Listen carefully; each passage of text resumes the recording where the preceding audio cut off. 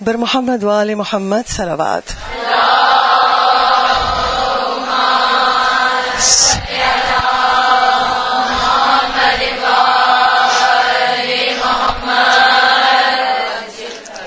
اعوذ باللہ من الشیطان الرجیم. بسم اللہ الرحمن الرحیم. الحمد للہ رب العالمین باری الخلائق اجمعین فاطر السماوات والارضین والصلاة والسلام على اشرف الانبیاء والمرسلین خاتم النبیین شفیع المذنبین بالقاسم محمد.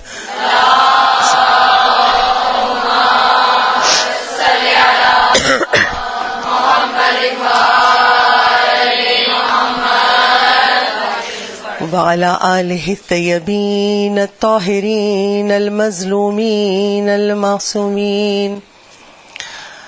تمام تعریفیں اس خدائے بزرگ و برتر کے لیے جس نے ہم سب کو خلق کیا، اور اس کا ہم پر احسان یہ ہے کہ اس نے ہمیں درسگاہ علمی سے وابستہ کر دیا کہ ایک تو اس کا شکر ہم ادا نہیں کر سکتے. اس کی نعمتیں اتنی ہیں کہ خدا خود بیان کرتا ہے کہ تم میری نعمتوں کو شمار نہیں کر سکتے، مگر شکر لازم ہے. اور جب شکر لازم ہے تو سب سے پہلے اس بات پہ جو اس کی نعمتیں عظمیٰ ہے وہ یہ ہے کہ معبود تیرا ہم سب شکر ادا کرتے ہیں تیری بارگاہ میں تیرا کہ تو نے ہمیں دامن محمد و آل محمد سے منسلک کر دیا.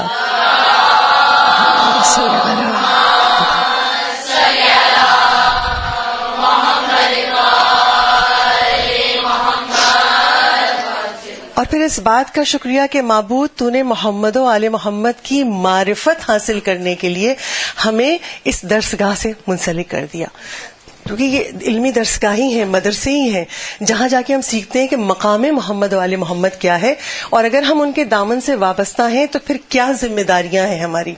پھر تیسرا احسان اس نے ہم پر یہ کیا کہ مجھے اور آپ کو ذاکر حسین بنا دیا، کیونکہ یہ اتنی بڑی نعمت ہے کہ یقین جانیے ساری زندگی اگر اس نعمت کا شکر ادا کرتے رہیں تو نہیں کر سکتے. اور یہ علم دین حاصل کرنا یعنی ایسی بیس ہے، بنیاد ہے علم دین کہ اگر آپ علم دین حاصل نہیں کریں تو آپ اس کے بغیر ذاکرین نہیں کر سکتے. یعنی معصوم کی حدیث صادق آل محمد امام جعفر صادق علیہ الصلوۃ والسلام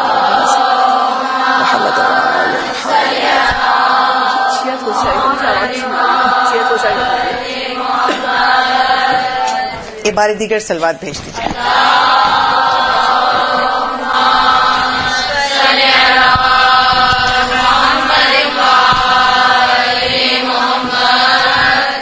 چھٹے امام ارشاد فرماتے ہیں کہ جب پروردگار عالم کسی بندے سے ارادہ کر لے کہ اب اس سے خیر کے کام ہو، خیر کا ارادہ کر لے کسی بندے سے، تو امام ارشاد فرماتے ہیں پروردگار عالم اسے علم دین عطا کر دیتا ہے. یعنی اسے پتا تو ہو کہ خدا کی بارگاہ میں خیر ہے کیا، اور جب خیر کو پہچان لے گا تو خیر کو کریں کیسے. تو کتنا بڑا احسان ہے پروردگار عالم کا ہم سب پر کہ اس نے ہمیں ان منتخب لوگوں میں رکھا کہ جو علم دین سے وابستہ ہو جائیں. یعنی پروردگار منتخب کرتا ہے کہ کن کی ذات سے خیر وابستہ ہو، اور وہ ان سے وابستہ ہوتا ہے جو علم دین سیکھتے ہیں. اچھا، ہر کام کے کرنے جیسا کہ آپ کے علم میں ہے کہ یہاں پر ذاکری کی تربیت کی کلاسز ہو رہی ہیں. کوئی بھی کام ہو اس کو کرنے کے لیے پہلے پتا ہونا چاہیے ہم کیا کر رہے ہیں اور کیوں کر رہے ہیں، اور اسی کو شریعت کی زبان میں کہتے ہیں نیت کرنا. مثلا اگر نماز کے مقدمات ہوتے ہیں، اگر نماز کے لیے آپ جا رہے ہیں تو پہلے آپ کو پتا ہو کہ نماز پڑھنے جائے تو آپ وضو کریں گے، لباس کی طہارت کا خیال کریں گے، آپ کی نماز کی چادر کہاں ہے، مصلی کہاں ہے، قبلہ کدھر ہے. یہ مقدمات نماز کہلاتے ہیں. نماز کا وقت داخل ہو گیا، یہ نہیں کہ ظہر کا وقت نہیں ہوا اور ہم ظہر کی نماز پڑھ لیں. نہیں، کسی بھی عبادت کو انجام دینے کے لیے، کسی بھی عمل کو انجام دینے کے لیے ضروری ہے پہلے ہم یہ جانیں ہم کیا کر رہے ہیں اور کیوں کر رہے ہیں. تو اب اگر ہم ذاکری کے حوالے سے میں اور آپ سب جمع ہوئے کہ پہچانیں یہ ذاکری کیا ہے اور ہم کیوں کر رہے ہیں. پہلا سوال کیا ہے؟ میں اپنا ایک پرسنل ایکسپیرینس آپ سے آج شیئر کروں گی. آج سے کوئی 30-24 سال پہلے جب کراچی میں اتنے مدارس نہیں تھے، اسی انچولی کے علاقے میں ہماری خواہر تھیں جو چھوٹا سا انہوں نے مدرسہ قائم کیا ہوا تھا، اور اس میں ذاکرین کو بلایا گیا کہ محرم سے پہلے ذاکرین کی کلاس ہو.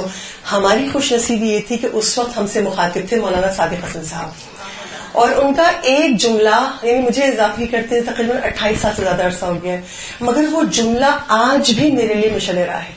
وہ جملہ کیا تھا؟ آج آپ تک منتقل کر رہی ہوں. یہ جو ہم کہتے ہیں نا ہمیں پتا ہو کہ ہم کیا کر رہے ہیں, ذاکری کیا ہے. تو استاد محترم مولانا صادق خان صاحب کا جملہ تھا, یہ ذاکری کرنا یا مدرس ہونا, درس دینا, دراصل یہ کار نبوت ہے. کار نبوت کیسے؟ آپ دیکھیے 1,24,000 انبیاء آئے تو کیوں آئے؟ امر بالمعروف کرنے, نہیں انل منکر کرنے. امر بالمعروف, کچھ بچیاں مجھے بہت چھوٹی نظر آ رہی ہیں تو میں واضح کر دوں, امر بالمعروف, امر حکم دینا, بالمعروف خیر کا حکم دینا, نیک باتوں کی طرف راغب کرنا. نہیں انل منکر, نہیں مانے روکنا, انل منکر, منکر برائی بات, برائیوں سے, بری باتوں سے روکنا. تو تمام انبیاء کی خلقت کا مقصد یہی تھا کہ انسان کو پروردگار نے ہدایت چاہتا تھا کہ بری چیزوں سے رکیں, اچھے عمل انجام دے تاکہ لائق بہشت ہو جائیں. ہر انسان کی اس زندگی کا جو مقصد ہے, جو جزا ہے, وہ کیا ہے؟ قرب الہی ملے, خدا راضی ہو اور ہم لائق بہشت بن جائیں. تو اب جو کہا مولانا صادق صاحب نے کہ یہ جو ذاکری ہے, یہ جو مدرس ہونا ہے, تبلیغ کرنا ہے, دراصل یہ کار نبوت ہے. اور جب کار نبوت ہے تو پھر سلیقہ بھی ہمیں نبوت سے سیکھنا پڑے گا. اور وہ کیا سلیقہ ہے؟ آپ سورہ جمعہ کی آیتوں میں پڑھتی ہیں کہ جہاں پہ پروردگار عالم ارشاد کر رہا ہے, جناب رسالت میں آپ کے کاموں کو بیان کر رہا ہے. اور کاموں کو کیا بیان کر رہا ہے کہ هو الذی بعث فی الامیین رسولا منہم یتلو علیہم آیاتہ ویزکیہم ویعلمہم الکتاب والحکمہ. کیا بیان کیا؟ نبوت. ہم نے تم میں ہی سے ایک رسول کو چنا ہے. ہم بھی تو اپنے معاشرے میں سے ہے نا, جو خامیاں معاشرے میں وہ ہماری ذات میں بھی ہوں گی, کیونکہ اللہ نے معصوم فقط اور فقط 14 ہی بنا ہے, 15واں کوئی معصوم نہیں ہے. معصوم یعنی جن سے گناہ محال ہے, جو پاک و پاکیزہ ہیں. باقی ہم سب سے خطائیں ہوتی ہیں, اور مومن وہ ہے جو توبہ واجب فوری ہے, فوراً توبہ کرے. تو اب پروردگار عالم نبوت کے کام کو بیان کر رہا ہے. سورہ جمعہ میں کہا هو الذی بعث فی الامیین, میں نے تم میں ہی سے ایک رسول کو منتخب کیا. کام کیا ہے اس کا؟ کام ہے یتلو علیہم آیاتہ, تمہارے سامنے آیتوں کی تلاوت کرتا ہے. وہ یزکیہم, تمہارے نفوس کا تزکیہ کرتا ہے.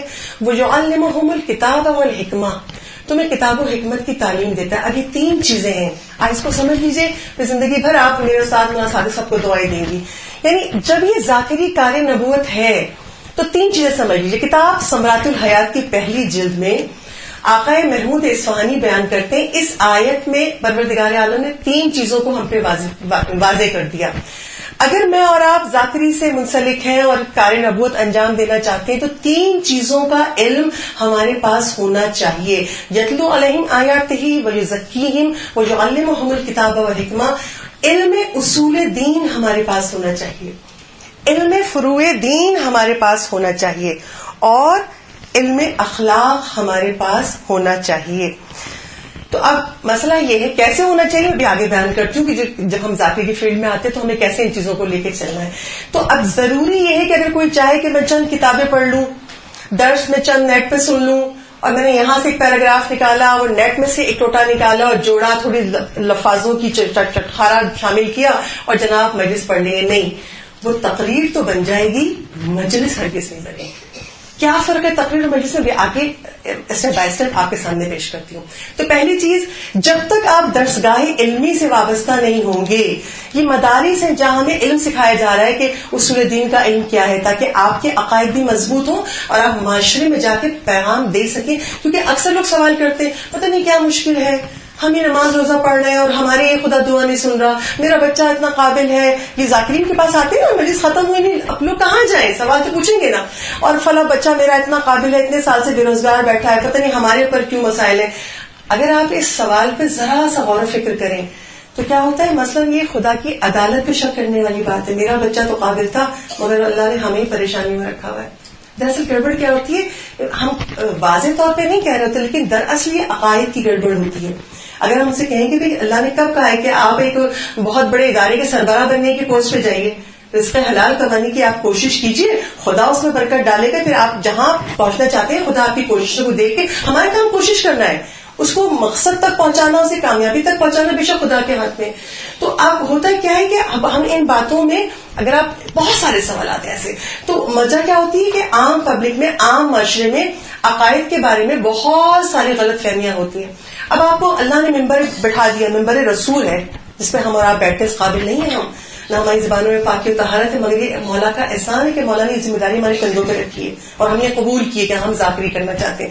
تو جب تک آپ کا علم اصول دین پہ آپ کو عبور نہیں ہوگا، جب تک آپ نہیں حاصل کریں گی، آپ اگلے کو کیا جواب دیں گی؟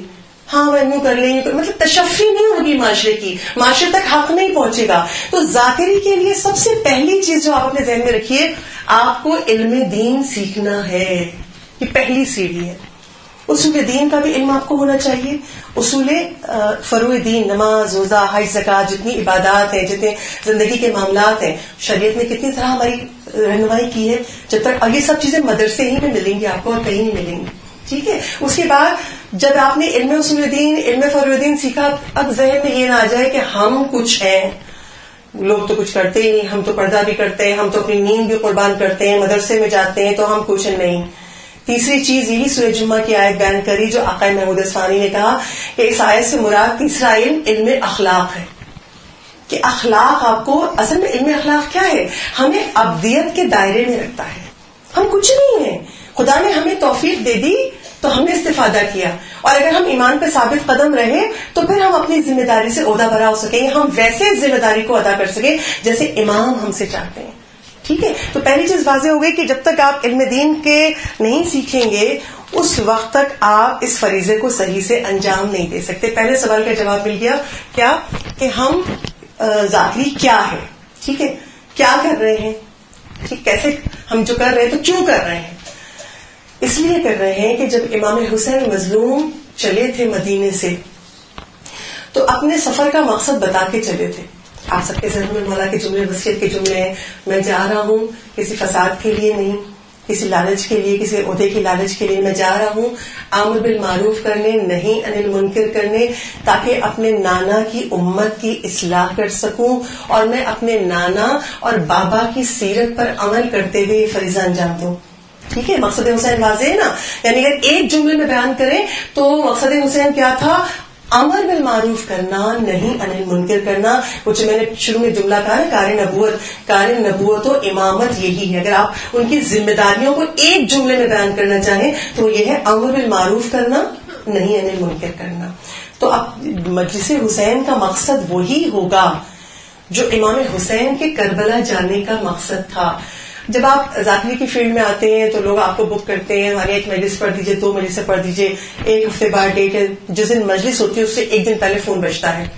وہ کیا بجتا ہے؟ جی ذرا علی والی مجلسیں پڑھیے گا، ہمیں درسی مجلس نہیں چاہیے، اور بس فضائل و مصائب ہو.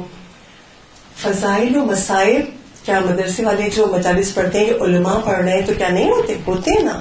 مگر لوگوں کے ذہنوں میں مجلس حسین کا مقصد ہی واضح نہیں ہے. اب معاشرہ جب یہ کہتا ہے تو بات پھر بھی سمجھ میں آتی ہے کہ اویئرنیس نہیں ہے، لوگ علم دین نہیں جانتے، بچپن سے ماؤں کی گودوں میں تھے، جب سے مجلسوں میں جا رہے ہیں. جیسے جیسے معاشرے میں اویئرنیس آئے گی تو لوگوں کو پتہ چلے گا کہ مجلس حسین کا مقصد کیا. مگر جو ذاکر ہے اس کو اپنی پہلی مجلس سے پتا ہونا چاہیے کہ مجلس حسین کا مقصد کیا ہے. اور یاد رکھیے جو حسین ابن علی کے کربلا جانے کا مقصد تھا وہی مجلس حسین کا مقصد ہے. یعنی مجلس حسین کا مقصد ہے عمل کی طرف دعوت دینا، امر بالمعروف کرنا، نہیں عن المنکر کرنا. عمل کے بیان کے بغیر اگر کوئی مجلس پڑھا تو مجلس کا حق ادا نہیں کر رہا، کیونکہ محمد و آل محمد کے فضائل کے لیے عرش کے ملائکہ ہیں، زمین کی ہر مخلوق ہے، ان کو اس کی کمی نہیں ہے، نہ ان پہ رونے والوں کی. حتیٰ کہ معصومین کا کردار تو یہ ہے کہ دشمن بھی تعریف پہ مجبور ہو جاتا ہے. تاریخ میں واقعات موجود ہے. امیر شام نے کے دربار میں تعریف نہیں کی علی کی، ہے یا نہیں؟ یزید نے دربار میں کیا عباس کی شجاعت کی تعریف نہیں کی. واقعات ہے، میں تفصیل میں نہیں جا رہی ہوں. تو یہ ائمہ معصومین کی اگر فقط فضائل اور مصائب کے لیے اللہ نے اس مجلس حسین کو رکھا ہے، فرش عذاب کو رکھا نہیں، حقیقت ایسا نہیں ہے. یہ فرش عذاب ہماری درسگاہ ہے، یہ فرش عذاب ہمارا شفا خانہ ہے، تاکہ ہم اپنی ذات سے شروع کیجئے، ہم بھی، اور جو ہم معاشرے تک پہنچا رہے ہیں ہم لوگوں کو بتا رہے، پہلے اس پر ہمیں خود عمل کرنا ہے، ہمیں سیکھنا ہے شریعت الہی کیا ہے. یہ حسین ابن علی کا احسان ہے جو انہوں نے ہمیں فرش عزا دے دی، اور ایسی یونیورسٹی، ایسی درسگاہ دے دی جس میں ہر ایج گروپ کے لوگ موجود ہوتے ہیں، ہر ایج گروپ کے. یونیورسٹی کالج میں جائیے، مونٹیسری والے اتنے اس ایج کے لوگوں کو لیں گے، کالج میں آپ کی یہ ایج ہونی چاہیے، ٹھیک، یونیورسٹی میں آپ کی یہ ڈگری ہوں گی تو پھر آپ کو یونیورسٹی میں ایڈمیشن ملے گا. حسین ابن علی کریم ابن کریم ہے، ایسی فرش عزا دے دی جس پہ ہر ایج گروپ کا آدمی آتا ہے اور جب اٹھتا ہے تو یہاں سے کچھ لے کے اٹھتا ہے. تو اب ذاکرین کے کندھے پہ کتنی بڑی ذمہ داری ہے. آپ کو دین آل محمد اس طرح بیان کرنا ہے کہ اس فرش ازا سے اگر ایک بچہ 5 سال کا اٹھ رہا ہے تو وہ بھی کچھ لے کے اٹھے, ایک 50 سال کی ضعیفہ اگر اٹھ رہی ہے تو وہ بھی کچھ لے کے اٹھے, اور اگر جوان اٹھ رہے ہیں تو وہ بھی کچھ. اپنی ذمہ داری کی اہمیت کا اندازہ کیجیے کہ اگر خدا نے آپ کو چنا ہے تو آپ کے کندھے پہ کتنی بڑی ذمہ داری ہے. تو اب واضح ہو گیا ہم کیا کر رہے ہیں کہ ہم یہ کار نبوت کا کام کرنا ہے, ہمیں خدا نے منتخب کیا ہے. پھر ہم کیوں کر رہے ہیں؟ تو کیوں ہم امام حسین کا پیغام عمل معروف نہیں انل منکر لوگوں تک پہنچا رہے ہیں. اچھا اب آ جائیے, جب یہ طے ہو گیا کیا کر رہے ہیں اور کیوں کر رہے ہیں, نیت کا تعین ہو گیا. نیت کیا ہونی چاہیے؟ قربتاً اللہ. جب بھی مجلس پڑھنے جائیے, حتیٰ کہ میں تو یہ کہوں گی کہ اب جو میں ذکر آپ کے سامنے کر رہی ہوں یہ کہ جیسے ہر عبادت کے کچھ مقدمات ہوتے ہیں اور ہر گناہ کے بھی مقدمات ہوتے ہیں. کوئی ماں کے پیٹ سے یزید بن کے نہیں پیدا ہوتا ہے, ٹھیک ہے, کوئی ماں کے پیٹ سے عالم بن کے نہیں پیدا ہوتا ہے. یہ مقدمات زندگی ہیں جو انسان کو اس طرف لے آتے ہیں. تو اسی طرح اب جو ہم گفتگو اپنی ذاکری کے حوالے سے کر رہے ہیں تو ذاکری کے بھی کچھ مقدمات ہیں. سب سے پہلی چیز اپنی نیت کو چیک کیجیے. مجلس پڑھنے کی نیت, بلکہ جب آپ مجلس کو تیار کرنے کا سوچ رہے ہیں, مطالعہ کر رہے ہیں, کیونکہ مقدمات ذاکری میں سب سے اہم چیز ہے مطالعہ. جتنا آپ کا مطالعہ وسیع ہوگا اتنی آپ ایسی مجلس پڑھ سکیں گے جو بارگاہ امامت میں قبول ہو اور خزانہ الہی میں جمع ہو جائے. نیت کیا ہونی چاہیے؟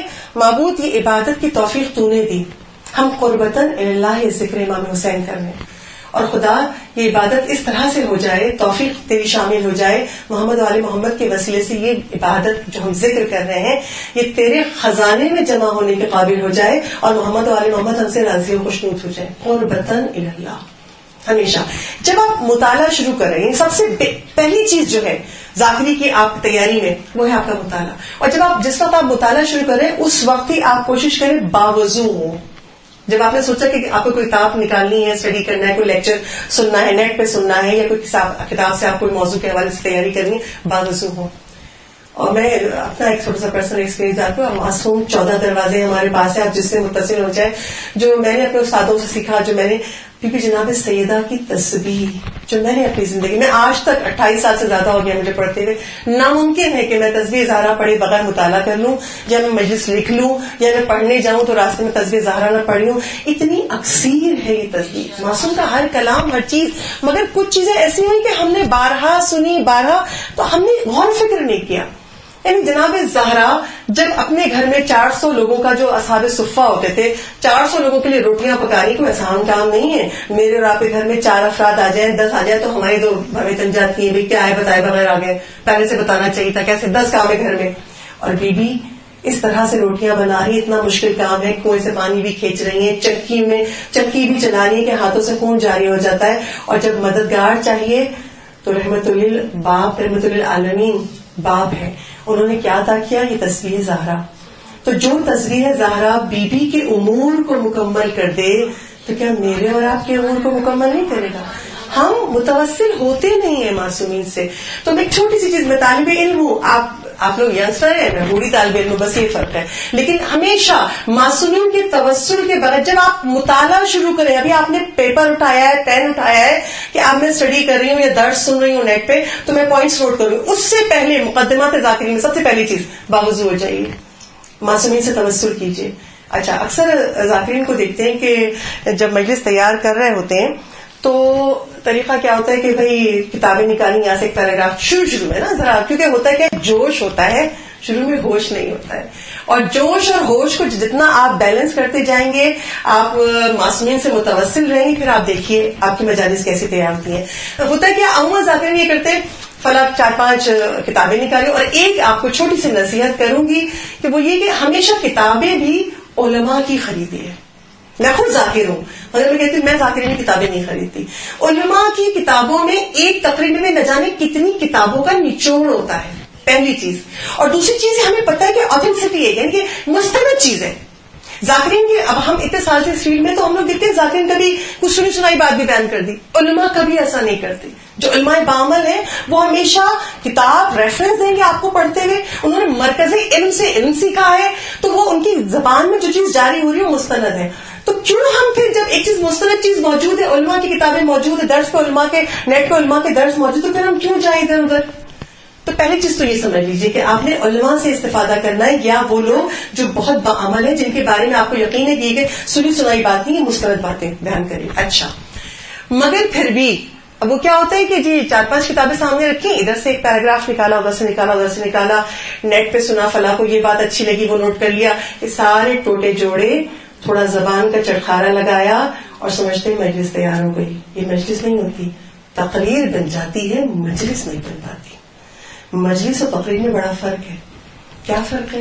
دیکھیے, جب بھی پڑھیے, سب سے پہلی چیز, آپ جس ٹاپک کو بھی اٹھا رہے ہیں, آپ جس عالم کی تقریر سن رہے ہیں, درس سن رہے ہیں, ٹھیک ہے, جس کتاب سے بھی میٹر نکال دیں. کبھی کبھی ایسا ہوتا ہے آپ پوری کتاب پڑھتے ہیں, 10 کتابیں آپ پڑھ جائیے, اس کے بعد جا کے ذہن ایک جگہ مرکوز ہوتا ہے کہ ہاں جی یہ چیز پڑھنی ہے. سب کیجیے, درس بھی سنیے, کتابوں سے بھی نہیں, مگر اس ٹاپک پر آپ اپنا خود بہت تھورلی ایک آپ کی اسٹڈی ہونی چاہیے, آپ مطالعہ کیجیے. اس سے ریلیٹ کتابیں کہاں ملیں گی؟ جب ایک ٹاپک پہ آپ کی کمانڈ ہو جاتی ہے نا, کہ آپ نے اس کو سیر حاصل طریقے سے پڑھ لیا ہے, ٹھیک ہے. مثلا غیبت کا آپ نے اٹھایا کہ مجھے غیبت بیان کرنی ہے, آپ نے غیبت سے متعلق ڈاکٹر عابد کے درس سنے, آپ نے کچھ علماء کی کتابیں اٹھائی جہاں جہاں بیان کیا, آپ نے وہاں سے پیراگرافس نکالے. پھر جب آپ نے خود گناہ کبیرہ کی جلد اٹھائی, جسے پورا غیبت کا آیت الدستغیر شیرازی میں کھل کے بیان کیا, ڈیٹیل میں بیان کیا, کہاں کہاں آیتیں, کون کون سی احادیث ہیں, پھر اگر کوئی اس مرض میں گرفتار ہے تو اس کا علاج کیا ہے. آپ نے جب تھورلی اسٹڈی کری, آپ کی اس موضوع پہ کمانڈ ہو گئی, اب جب آپ پڑھیں گے نا تو آپ کو لطف آئے گا. کیا مطلب لطف آئے گا؟ دیکھیے, ایک چیز ہے لذت عبادت.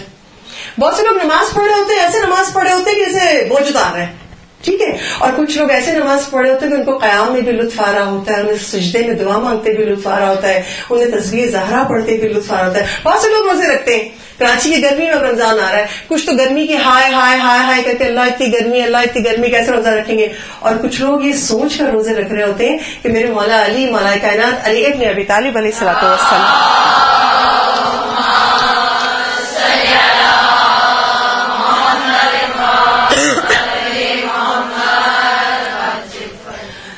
کچھ لوگ یہ سوچ کے گرمی کے روزے رکھ رہے ہوتے ہیں کہ میرے مولا نے کہا ہے مجھے سخت سردی کی نماز اور سخت گرمی کے روزے پسند ہیں. تو کچھ لوگ جب یہ سوچ کے چلو آپ تو موقع مل رہا ہے کہ مولا کے پسندیدہ روزے رکھیں, تو گرمی کے ان روزوں میں بھی ان کو لذت مل رہی ہوتی ہے. یہ محسوس کرنے کی بات ہے نا. تو جب آپ کسی عنوان کے تحت, جب آپ کی مطالعہ آپ کا وسیع ہوگا, آپ کو پوری کمانڈ ہوگی اس ٹاپک کے اوپر, تو پھر آپ کو ذکر حسین کرتے ہوئے, ذاکری کرتے ہوئے بھی آپ کو لطف محسوس ہوگا کہ پروردگار عالم نے آپ کو یہ توفیق دی کہ آپ بیان کر سکے, ٹھیک ہے. تو اب یہ بہت ضروری ہے کہ آپ مطالعہ کریں, اور جس موضوع پہ بھی گفتگو کر رہے ہیں اپنی حد الامکان کوشش کیجیے, پھر آپ پڑھیے. یقین جانیے کبھی کبھی پڑھتے ہوئے ایسا لگتا ہے, میں اپنا ذاتی ایکسپیرینس کو, جب آپ بہت متوسل بھی ہوئے, باوضو ہیں, لکھتے ہوئے بھی, مطالعہ کرتے ہوئے بھی, گھر سے آپ جا رہے ہیں تو بیوی سے تبسل کر رہے ہیں, تسبیح پڑھیں, بیوی مدد کیجیے گا, میری زبان میں طہارت نہیں ہے, آپ مدد کریں گی تو بیان کر سکوں گی بیٹی. پھر آپ نے دیکھا ہوگا عموماً, جو میں ذاکر ہوں, چھوٹی سی طالب علم ہوں, یا ہم جو ممبر پہ بیٹھتے تو ممبر پکڑ کے دعا پڑھ رہے ہوتے, کیا پڑھ رہے ہوتے ہیں, سلام کر رہے ہوتے ہیں معصومین کو, اور معصومین سے مدد مانگ رہے ہوتے ہیں. مولا اس قابل نہیں ہے. کبھی بھی بیٹھتے ہوئے یہ نہ سوچئے کتنا مجمع ہے, کیا ہے, فرش ازاں پہ جناب زہرا موجود ہے. آپ کا مرکز وہ ہستی ہونی چاہیے کہ انہوں نے آپ کو یہ عزت عطا کر دی کہ آپ ان کے سامنے ممبر پہ بیٹھے ہیں اور بیان کر رہے ہیں. تو ہر منزل پہ متوسل رہیے معصومین سے, اور پھر جب آپ نے اچھی تیاری کر کے جب آپ پڑھیں تو آپ یقین جانیے کہ آپ محسوس کریں گے مولا یہ ہم پڑھ رہے ہیں, آپ پڑھوا رہے ہیں. کیونکہ جب آپ اپنی ذات کے ساتھ, آپ اس ذکر کے ساتھ انصاف کریں گے, آپ کو یہ ہر عبادت کی لذت ہے, ہر عبادت کی. بہت سے لوگ ہر عبادت کر جاتے پتہ ہی چلتا, لیکن آپ خلوص نیت کے ساتھ ہر عبادت کی جو ایک نقطۂ آغاز ہے نا, جو مرکزی نقطہ ہے, وہ ہے خلوص. اگر اور ذاکرین کو ہمیشہ ہماری زندگیاں گزر جائیں ذکر حسین کرتے ہوئے مولا, بلکہ ہمیں عادت اصل میں کیا ہے, فقط ہم دنیا دنیا دنیا کی دعائیں مانگتے, یہ ہو جائے وہ ہو جائے.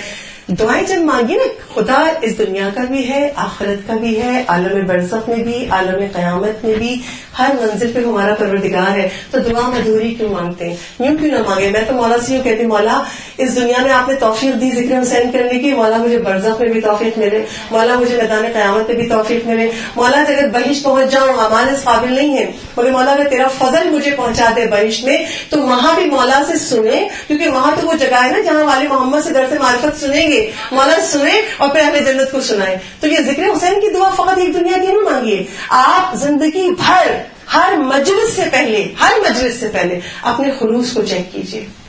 اگر خلوص ہے آپ کے اندر، کیا مطلب؟ ہر مجلس وہ 1,00,000 کے مجمع میں پڑھنی ہو یا وہ 10 افراد کی یا 2 افراد کے سامنے پڑھنی ہو، ہمیشہ نیت کیا ہو؟ قربتاً اللہ. تو مجلس کو تیار کرنا کیسے کرنا ہے؟ ایک پہلا اسٹیپ، آپ کا مطالعہ وسیع ہونا چاہیے. اچھا، جب مطالعہ وسیع ہونا چاہیے تو آپ کو بہت ساری احادیث یاد کرنی پڑتی ہیں، بہت کچھ اسٹڈی کرنی پڑتی ہے. مجلس کو پڑھنا مشکل نہیں ہے، مجلس کی تیاری جو ہے وہ سب سے اہم کام ہے. ٹھیک ہے، اب آپ کبھی کہتے ہیں اتنے وقت کم ہوتا ہے، 10 کام ہے گھر کے. یقین جانیے ہم ذاکرین کی اس محنت کو نہ معاشرہ کبھی سمجھا ہے نہ سمجھ سکتا ہے. وہ آپ سے کہیں گے بس آدھے گھنٹے کی پڑھ دیجیے، بس 1 گھنٹے کی پڑھ دیجیے، کیا مشکل ہے. مگر خدا اگر آپ متوسل ہیں، معصومین سے خلوص نیت ہے، قربتاً اللہ ذکر کر رہے ہیں، تو آپ کو احساس ہوگا جو آپ نے خدمت کی ہے نا، اس خدمت کی جزا فقط اور فقط خدائے مہربان دیتا ہے. اور محمد و آل محمد جانتے ہیں. کیسے جانتے ہیں؟ صادق آل محمد امام جعفر الصادق علیہ الصلوۃ والسلام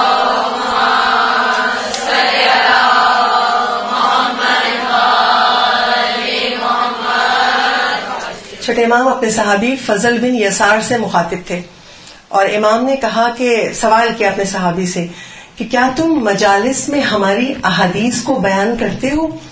فضل کہتے ہیں مولا بالکل آپ کی احادیث کو بیان کرتا ہوں. چھٹے امام ارشاد فرماتے ہیں ہم ان مجالس کو پسند کرتے ہیں جن میں ہمارے امر کو زندہ کیا جائے. امر کیا ہے؟ امر جو ائمہ معصومین نے پوری زندگی دین کے احکامات بتائے نا، یہ ہے امر. اگر ہم معصومین کے احادیث یاد کر رہے ہیں، اور ایک چیز یہاں اور بیان کر دوں، جب بھی احادیث یاد کریں آپ تو بہت سی چیزیں جو ہمیں یاد ہو جاتی ہیں. جیسے مثلا ایک مثال دے دوں آپ کو کہ علم حاصل کرو، ہاں، اور ماں کی گود سے لے کے لحد تک، محض ماں کی گود سے لحد تک آپ کو علم حاصل کرنا ہے تو پتہ ہے یاد ہے، بیان کر دیں گے. میں آپ کو ہمیشہ یہ نصیحت کروں گی کہ جب بھی آپ احادیث معصومین ہو یا آیت قرآنی ہو، چاہے آپ کو کتنا ہی یاد کیوں نہ ہو، مگر اس کو ری چیک ضرور کیجیے.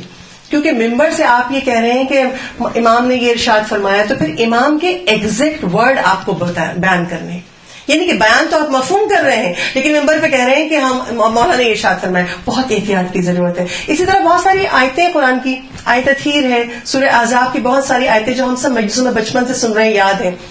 کوئی آیت کتنی بھی یاد ہو، آپ نے کسی کتاب میں، آپ کسی عالم کی کتاب پڑھ رہی ہیں، اشرا پڑھ رہی ہیں اس میں سے، اور اس میں لکھا ہوا ہے کہ جس مثلا سورہ حج کی یہ آیت نمبر 32 ہے، اور جو آپ کا مقصود ہے، آپ نے کہا بھائی تو کتاب اتنی وہ ہے عالم کی ہے، بس میں لکھ دوں. نہیں، میرا اپنا تجربہ یہ ہے کہ مس پرنٹنگ ہوتی ہے. اکثر آیت ہوتی ہے آیت نمبر 23، ہاں 23، اور وہاں لکھا ہوتا ہے 32. اور اگر آپ نے قرآن کھول کے اس آیت کو بارہا، میں تو بارہا یہ ایکسپیرینس کیا ہے، اور اگر آپ نے بس وہیں کتاب سے دیکھ کے اتار لیا، قرآن کھول کے ری چیک نہیں کیا آپ نے، تو کیا ہوگا؟ آپ نے اتنی محنت کی، ایک چیز غلط بیان ہو گئی. اور اکثر مجلس میں جو طالب علم پہ شوق، علم کا شوق رکھنے والے ہیں، وہ لکھ رہے ہوتے ہیں، پھر کیا ہوا؟ ایک غلط چیز آگے کوٹ ہو گئی. ہمیشہ عادت بنا لیجیے، جو بھی معصوم کی حدیث آپ بیان کر رہی ہیں، بھلے آپ کو یاد بھی ہے مگر پھر اس کو ری چیک کیجیے، پھر اس کے الفاظ دہرائیے. آیت آپ کو یاد بھی ہے، پھر اس کا آیت نمبر، سورہ کون سا ہے نکالیے، چیک کیجیے. آپ جتنی احتیاط کریں گے معصومین اتنا آپ سے راضی ہوں گے، آپ کی مجلس میں اتنا نکھار آتا جائے گا.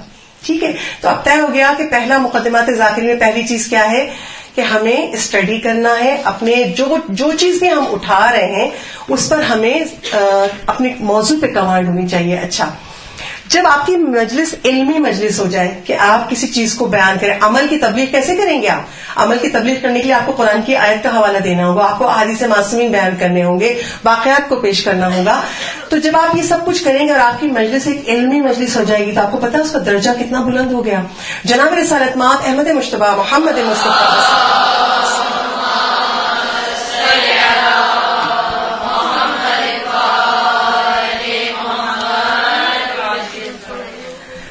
رسول اسلام جناب ابو ذر سے مخاطب تھے، اور یہ روایت میں نے کتاب ثمرات الحیات سے نکالی اور بحار الانوار کی روایت ہے کہ رسول اسلام نے ابو ذر کو مخاطب کر کے کہا، ابو ذر، کسی علمی مذاکرے میں بیٹھنا خدا کو اتنا پسند ہے، ایک علمی مذاکرے میں بیٹھنا افضل ہے 12,000 مرتبہ قرآن ختم کرنے سے. اور اگر آپ ممبر پہ خدا نے آپ کو یہ ذمہ داری سونپی اور آپ نے علم سے، اب جو میں نے کہا کہ اپنے موضوع پہ کمانڈ ہو، آپ کی آیت قرآنی بھی آپ صحیح بیان کر رہی ہیں اور احادیث معصومین بھی آپ بیان کر رہے ہیں، تو آپ نے جب وہ چیز اس مجلس کو ایک علمی مجلس بنا دیا تو اجر کتنا ہے کہ جو آپ کے لیے بھی، جو آ رہے ہیں سن رہے ہیں، ان کے لیے بھی 12,000 مرتبہ ختم قرآن سے زیادہ افضل ہے ایسی مجلس ہے. ٹھیک ہے، تو آپ سب سے پہلی چیز، بنیادی چیز کہ آپ کو اپنے مطالعے کو بڑھانا ہے، پڑھنا ہے، اور علماء کی کتابوں کو پڑھنا ہے، بہت جو مستند کتابیں ہیں ان کا مطالعہ کرنا ہے. ٹھیک ہے، دوسری چیز پہ ہم آ جاتے ہیں جو مقدمات ذاکری میں ہے، وہ یہ کہ جب آپ مجلس بیان کر رہے ہیں تو آپ کے قلب میں ایک چیز بہت واضح طور پہ ہونی چاہیے، معاشرے کا درد. دیکھیے ہوتا کیا ہے کہ اگر ہم باحجاب ہیں اور اللہ نے ہمیں توفیق دی کہ ہم نے مدرسے میں سے رابطہ ہمارا ہوا، مدرسے میں ہم نے علم دین سیکھا اور ہم برسوں سے حجاب کے پابند ہیں، نماز شب کے پابند ہیں، اور ہماری درسگاہ نے ہمارے اخلاق کو بہتر کر دیا، تو جب ممبر پہ آ جاتے ہیں تو کبھی بھی اکثر ذاکرین کو آپ نے بھی دیکھا ہوگا، میں نے بھی دیکھا، آبزرویشن میری بھی ہے کہ جب ممبر پہ آتے ہیں تو پھر بیان کرنے کا انداز ہوتا ہے کہ ہاں ٹھیک ہے، آیت قرآنی بھی پڑھ رہے ہیں، احادیث معصومین بھی پڑھ رہے ہیں، مگر انداز کیا ہے کہ آپ لوگ یہ کرتے ہیں، دیکھیے کیا کرتے ہیں، معاشرے میں کیا ہو رہا ہے. نہیں، یہ مخاطب کرنے کا طریقہ بالکل غلط ہے. ہم اس معاشرے کا حصہ ہیں، جو ممبر میں بیٹھا ہے وہ بھی اس معاشرے کا حصہ ہے، جو ممبر کے سامنے بیٹھے ہیں وہ بھی اس معاشرے کا حصہ ہے. اگر آپ کو تکلیف ہوتی ہے، کتنے لوگ بے حجاب ہیں، اگر آپ کو تکلیف ہوتی ہے، کتنے لوگ ہیں جو گانے سن رہے ہیں، اگر آپ کو تکلیف ہوتی ہے، کتنے لوگ ہیں جو حرام سے اعمال انجام دے رہے ہیں، نماز قضا کر رہے ہیں. اس درد کو اپنی قوت بنائیے. آپ کے قلب میں معاشرے کا درد ہونا چاہیے، یعنی کہ ہم آ گئے تو ہم سب سے اعلیٰ افضل ہیں اور ہم جس کو چاہے جو سنا رہے ہیں. کیسے ہونا چاہیے؟ میں بہت عرصہ پہلے مولانا تقی مہدی صاحب کا، خیال میں آج سے کوئی 10-12 سال پہلے، جب ان کا میں ایک درس سن رہی تھی، اس کا جملہ مجھے آج تک یاد ہے. وہ بیان کر رہے تھے کہ جب چھٹے امام صادق آل محمد امام جعفر صادق علیہ السلام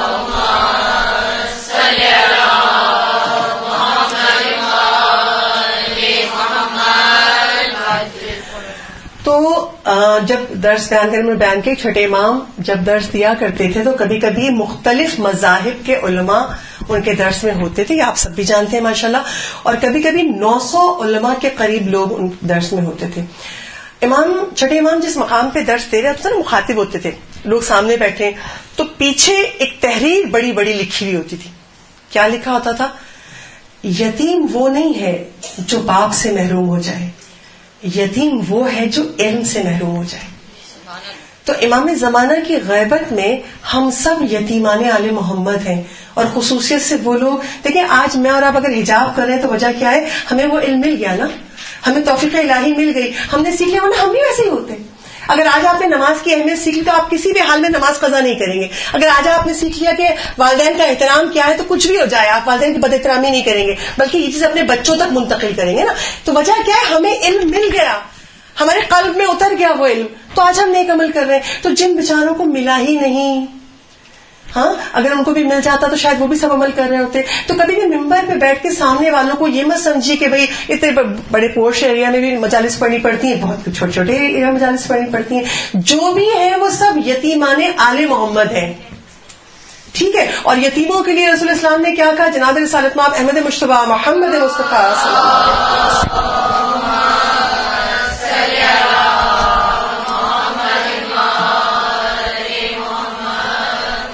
یتیموں کے لیے کیا کہا رسول نے کہ جو یتیم کے سر پہ دستے شفقت پھیرے گا، میدان قیامت یتیم کی پرورش کرے گا، میدان قیامت میں آئے گا تو میرے ساتھ اس طرح ہوگا. 2 انگلیاں ایسی جڑی ہوئی ہوتی ہیں، یعنی یتیم کے ساتھ شفقت کا سلوک کرنا ہے نا.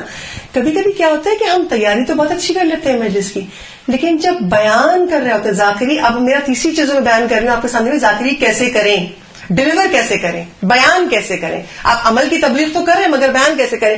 تو انداز کبھی کبھی اتنا تضحیک آمیز ہو جاتا ہے. کیا ہوتا ہے ہمارے معاشرے میں، آپ لوگ کیا کرتے ہیں، شادیوں پہ اتنا خرچ کر دیتے ہیں. نہیں، یہ طریقہ درست نہیں ہے. یہ سب یتیمان آل محمد ہے. آپ کے قلب میں معاشرے کے ان خرابیوں کا, دکھوں کا درد ہونا چاہیے. جب آپ کے قلب میں یہ احساس ہوگا نا کہ انہیں ان بیچاروں کو توفیق نہیں ملی نا, تبھی تو نہیں پہنچے نا یہاں تک, تو یہ درد کا اثر آپ کی زبان میں نرمی کی شکل میں آئے گا.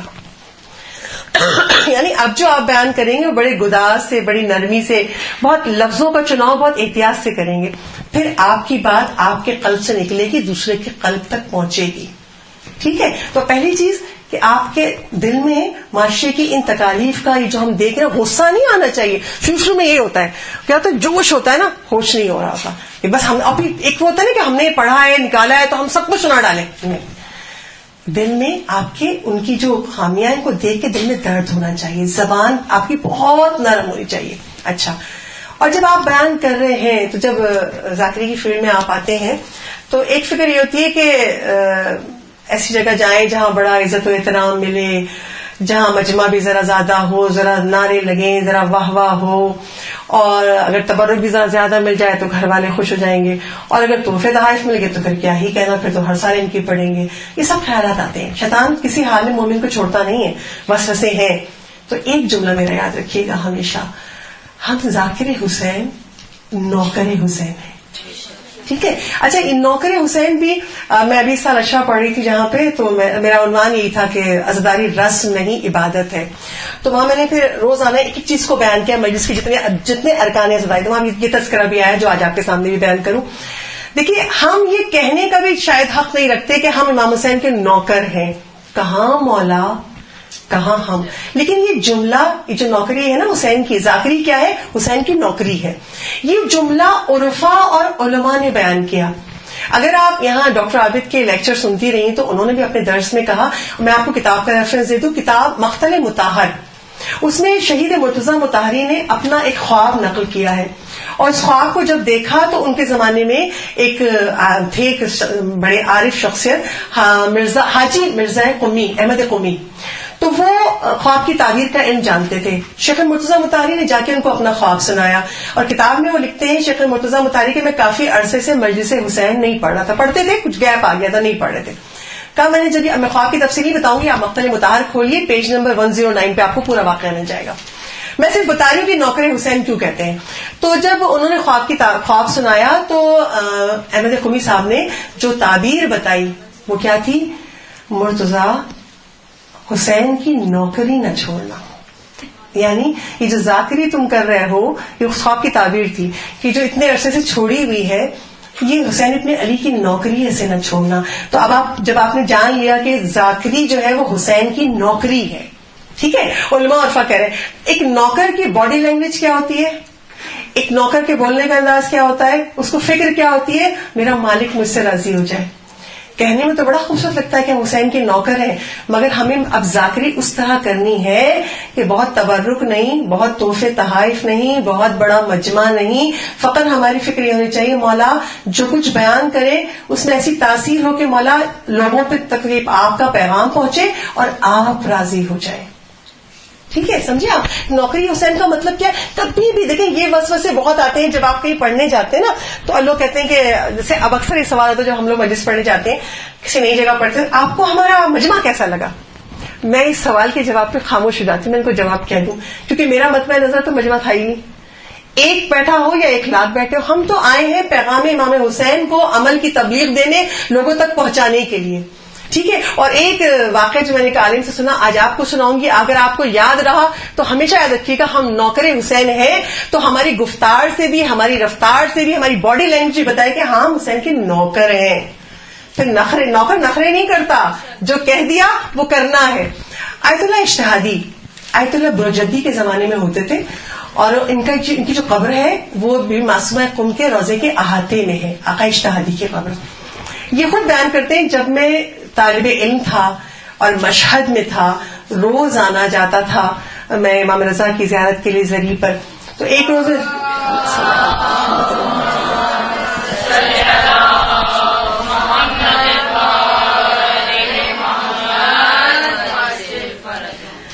تو کہیں گے میں ایک دن نکل رہا تھا زیارت کر کے, جب پلٹ رہا تھا, آپ نے سنا ہوگا یہ واقعہ, لیکن میرے موضوع سے ریلیٹ ہے تو میں آپ کو اس لیے بیان کروں تاکہ اچھا طرح, کیونکہ سورہ والذاریات میں ہے نا کہ بار بار کا تذکر مومن کے لیے فائدہ مند ہے, تو آپ نے سنا بھی ہوا ہے, تو اس وقت سنیں گے تو آپ کو ایک میسج ملے گا اس سے. وہ کیا کہتے, میں نکل رہا تھا حرم سے زیارت کر کے, جب باہر آیا تو ایک ضعیف خاتون آئی, کہا کہ تم مولوی ہو, وہاں روضہ خان کہتے ہیں ذاکر کو, تو کہا تم مولوی ہو, تو کہا میں ہوں, کہا مجلس پڑھتے ہو, تو میں کہا نہیں, میں حیران ہوں, ایک تو میرے سر پہ امامہ تھا, آبا تھی, تو مولوی تو ویسے ہی نظر آ رہا تھا, مگر ضعیف اور تھی, پہلے تو اس کا سوال, پہلا ہی سوال عجیب لگا, مولوی ہو, جب میں نے کہا ہوں, تو کہا کہ مجلس سے پڑھتے ہو, کہا ہاں پڑھتا ہوں, کہا میرے گھر مجلس پڑھ دو گے, کہا کہاں ہے آپ کے گھر, اس نے لکھا لکھو ذرا, تو کہا کاغذ قلم تو ہوتا تھا, تو کہا فوراً اس کا ایڈریس لکھا, اس تاریخ کو آ جانا میرے گھر مجلس پڑھنا.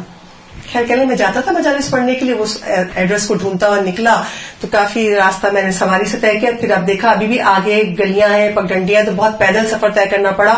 کہنے لگے عموماً ہم جہاں مجلس پڑھنے جاتے تھے تو ہمیں اس گھر میں جانے سے پہلے پتہ چل جاتا لوگ جا رہے ہیں اس گھر میں, ایک ماحول ہوتا ہے نا کہ اس فلاں مقام پہ لوگوں کو پتا ہوتا ہے یہاں مجلس ہو رہی ہے. لیکن میں وہاں اتنا فاصلہ طے کر کے جب اس گھر کے قریب ہو تو میں دیکھا کہ جو میں نے ارد گرد کے لوگوں سے پوچھا یہ مجلس ہے, کہا نہیں یہاں تو کوئی مجلس نہیں ہے. کہا اچھا اس خاتون کا گھر بتا, ہاں وہ گھر ہے اس کا. تو تھوڑی حیرت ہوئی کہ ارد گرد کے لوگوں کو نہیں پتا. خیر میں وہاں پہنچا, میں نے دروازہ کھٹکھٹایا, ضعیفہ نے آ کے دروازہ کھولا, اندر پھر بلایا, اور آ کے فرش بچھا ہوا تھا, کہا پڑھو. ممبر بٹھایا, کہا آپ پڑھی, کہا اور تو کوئی نہیں ہے, صرف وہی خاتون تھی. کہا میں ہوں نا, میں سنوں گی. کہا میں نے مجلس پڑھنا شروع, آقا اشتادی کہتے میں نے مجلس پڑھنا شروع کی, پوری مجلس تمام ہوئی, مسائب ہوئی, وہ بہت تڑپ کے گریا کر رہی تھی. جب مجلس ختم ہو گئی میں نے اٹھنا چاہا تو کہا ایک منٹ رکیے, چائے لے کر آئی, اس نے چائے پیش کی. جب میں نے چائے پی لی تو اس نے میرے ہاتھ کی مٹھی میں ایسے کر کے کچھ رکھا. اب جب میں نے دیکھا تو چند سکے تھے, اور وہ اتنے بھی نہیں تھے کہ میرے آنے کا کرایہ پورا ہو جائے. اور جب دے دیے تو کہا کہ اب بتاؤ تم کب آؤ گے پڑھنے. تو کہا ایک تو ذہن میں یہ تھا کہ کوئی تھا ہی نہیں, ایک ہی خاتون صاحب خانہ بیٹھی تھی اور پڑھ رہے تھے, اور اب جو مٹھی میں رکھا وہ بھی چند سکے تھے کہ بھائی جانے کا آنے کا خرچہ پورا نہیں ہوا تو جانے کا. لیکن جب اس نے بہت اصرار کیا کہ بتاؤ آپ کب آؤ گے پڑھنے, کہا کہ اب تم نے ایک اور مجلس پڑھنی ہے. تو اچھا ٹھیک ہے وعدہ کر لیا, کب ہے, اس تاریخ کو. خیر نکل آیا. اب جب وہ تاریخ آئی, مسجد مقدس میں رہتے تھے, جب وہ تاریخ آئی تو دل میں عجیب عجیب وسوسے تھے, کیا کہ جاؤں نہ جاؤں, اب تبلیغ کے لیے بھی تو مجمع چاہیے ہوتا ہے, میں کس کو سناؤں, یہ سب شیطان وسوسے ڈالتا ہے نا کہ اب ایک ہی تو ہے خاتون, اب ان کو سنانے کی. پھر دل ایک طرف سے کہہ کر دیکھو کتنی عاشقہ امام حسین ہے, کس طرح تڑپ تڑپ کے رو رہی تھی, گریا کر رہی تھی. آخرکار فیصلہ نہیں کر پایا, سو گیا, نیند آ گئی. جیسے ہی آنکھ لگی خواب میں سید الشہداء امام حسین علیہ الصلوۃ والسلام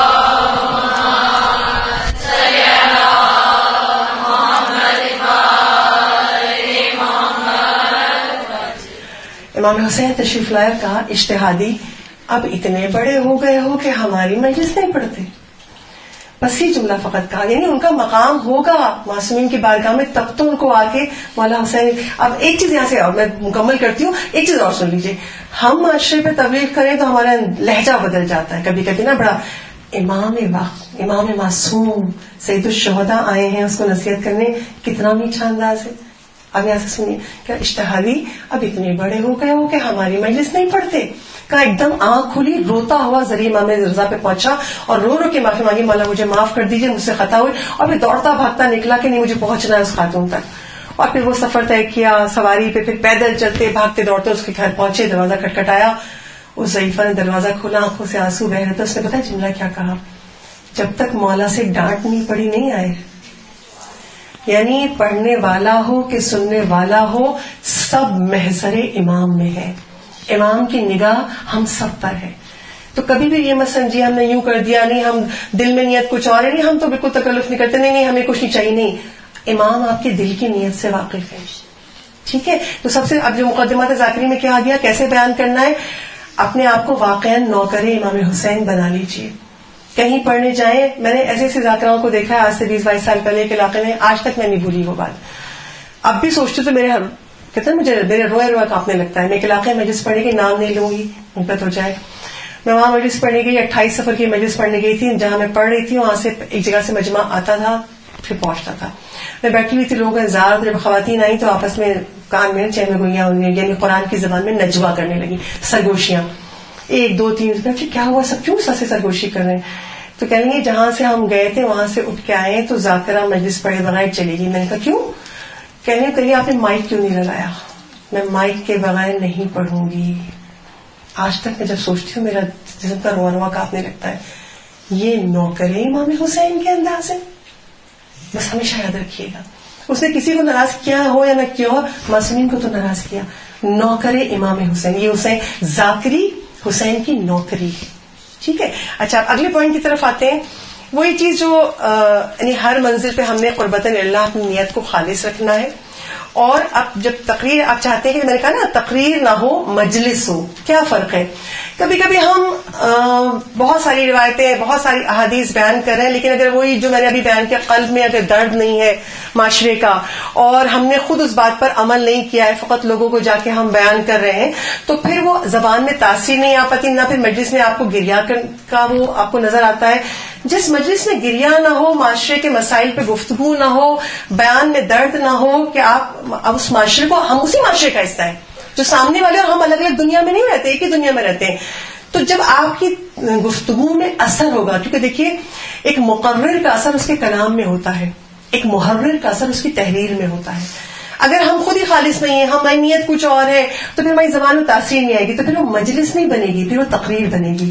ہمیشہ دعا کیا کیجیے, کیونکہ میں تو یقین جانیے کبھی کبھی انسان کی بیماریاں جسمانی, ہاں کبھی کبھی گناہوں کی وجہ سے دل سخت ہو جاتا ہے. بہت ساری وجوہات ہیں, اگر میں اس پہ آؤں گی تو پھر یہ ٹاپک مکمل نہیں ہوگا. بہت ساری وجوہات ہوتی ہیں جن کی بنا پہ کبھی کبھی لوگ چاہتے ہیں آنکھوں سے آنسو نہیں گر رہے ہوتے. ٹھیک ہے. اس میں اگر آپ دیکھیے روحانیت پہ تو گناہوں کی کثرت جو ہے, گناہ پہ اصرار انسان کے دل کو سخت کر دیتا ہے, آنسو نہیں آتے. کبھی کبھی کوئی میڈیکلی ریزن ہوتا ہے, کوئی شخص ہے بیمار ہے, اس وجہ سے. ہمیشہ دعا کیا کہ جب پڑھنے جائیں نا, مولا میری مجلس ہو, تقریر نہ ہو. اور خدا سے مانگے, خدا تجھے واسطہ پنجتن پاک کا, میری آنکھوں میں وہ آنسو دے جو غم حسین میں بہیں. کیونکہ میں ایک طالب علم ہوں, لیکن میں سمجھتی ہوں اگر میں کوئی مجلس پڑھ رہی ہوں اور خود میری آنکھوں سے آنسو نہیں گرے تو میں اس دن مطمئن نہیں ہو سکتی کہ پھر تو یہ مجلس نہیں, میں تقریر کی اور میں چلی آئی. ہاں مجھے بھی تو مولا کو پرسہ دینا ہے. اور یہ جب ہوتا ہے جب آپ کا دل نرم ہو, ٹھیک ہے, جب آپ گناہوں سے پرہیز کریں. اچھا, آپ یہ ہوتا ہے کہ جی بیان تو کر رہے ہیں, مگر کس طرح سے بیان کریں. اب یہ سلیقہ بھی ہمیں محمد والے محمد سکھا کے گئے ہیں. آپ معصومین کا کلام, چاہے معصومین دربار میں کلام کر رہے ہو, چاہے ممبر پہ کلام کر رہے ہو, چاہے کوئی خطبہ دے رہے ہو, آپ کوئی بھی نہج البلاغہ دیکھ لیجئے, سیف سجادیہ اٹھا کے دیکھ لیجئے, معصومین کی دعائیں اٹھا لیجئے, بی بی زینب کا خطبہ شام دیکھ لیجئے, سید سجاد کا خطبہ شام دیکھ لیجئے, حتیٰ کہ آپ بی بی سیدہ کا خطبہ فدق دیکھ لیجئے. شکستہ پہلو تھا بی بی کا, کتنی تکلیف تھی, مگر معصومین جب کلام کرتے ہیں پہلے خدا کی حمد و ثنا بیان کرتے ہیں. آپ خود فدق میں دیکھیے, شہزادی اتنی زخمی ہے, ہاں کہ پسلیاں ٹوٹ چکی ہیں, مگر جب کلام کر رہی ہیں اپنا حق مانگنے گئی ہیں, مگر جب کلام کر رہی ہیں تو پہلے کیا کیا بی بی نے, پہلے خدا کی حمد و ثنا بیان کی. ٹھیک ہے. اس کے بعد رسول کے فضائل پڑھے, پھر مولائے کائنات کے فضائل بیان کیا, آپ خدا فدق کا اٹھا کے ترجمہ پڑھیے, پھر قرآن کے فضائل بیان کے, پھر قرآنی آیتوں سے دلیل دے کے اپنے مقصد کو واضح کیا. یعنی معصوم جب بھی کلام کرتے ہیں خدا کی حمد و ثنا سے شروع کرتے ہیں. تو یہی سلیقہ تو ہمیں ذاکری میں رکھنا ہے. جب امام کا پیغام پہنچا رہے ہیں تو کوشش ہمیشہ کیجیے کہ گفتگو اللہ کی حمد و ثنا سے ہو. تو جیسا میں نے مجلس کی ابتدا میں آپ سے کہا نا, ہمیں ذاکری سیکھنے کے لیے مدرسے سے ہمیں کنیکٹ ہونا ضروری ہے, اور علم اصول دین ہمارے پاس ہو, یعنی عقائد کا علم آپ کے پاس ہو. کیوں؟ آواز سمجھ لیجیے. جب آپ نے کہیں سے نہج البلاغہ سے مولا علی کا کوئی جملہ اٹھایا, خدا کی شان میں جو میرے مولا نے بیان کیا, سیف سجادیہ سے اٹھایا, کہیں سے اٹھایا, جب آپ اس کا ایک جملہ بیان کریں گے, آج ہمارے معاشرے میں علامہ اقبال کی شاعری کی تفسیر جو تشریحات کے لیے لوگ تھیسس لکھتے ہیں, پی ایچ ڈی کرتے ہیں, غالب کی شاعری کو سمجھتے ہوئے صدیاں گزر گئیں, آج بھی کوششیں ہو رہی ہیں, تھیسس لکھے جاتے ہیں. تو کلام امام کو ہم نے کیا سمجھ لیا کہ ہم اٹھا کے فقط ایک جملہ کہہ دیں گے اور ساری دنیا سمجھ لے گی. جب آپ اس منصب پہ آئے ہیں کہ خود مولا نے آپ کو منتخب کیا ہے کہ آپ ہمارے پیغام کو لوگوں تک پہنچائے, تو آپ کوئی بھی جملہ جب اٹھائیں گے کسی بھی دعا کا, تو آپ کو اس کو بریف کرنا ہوگا, سمجھانا ہوگا.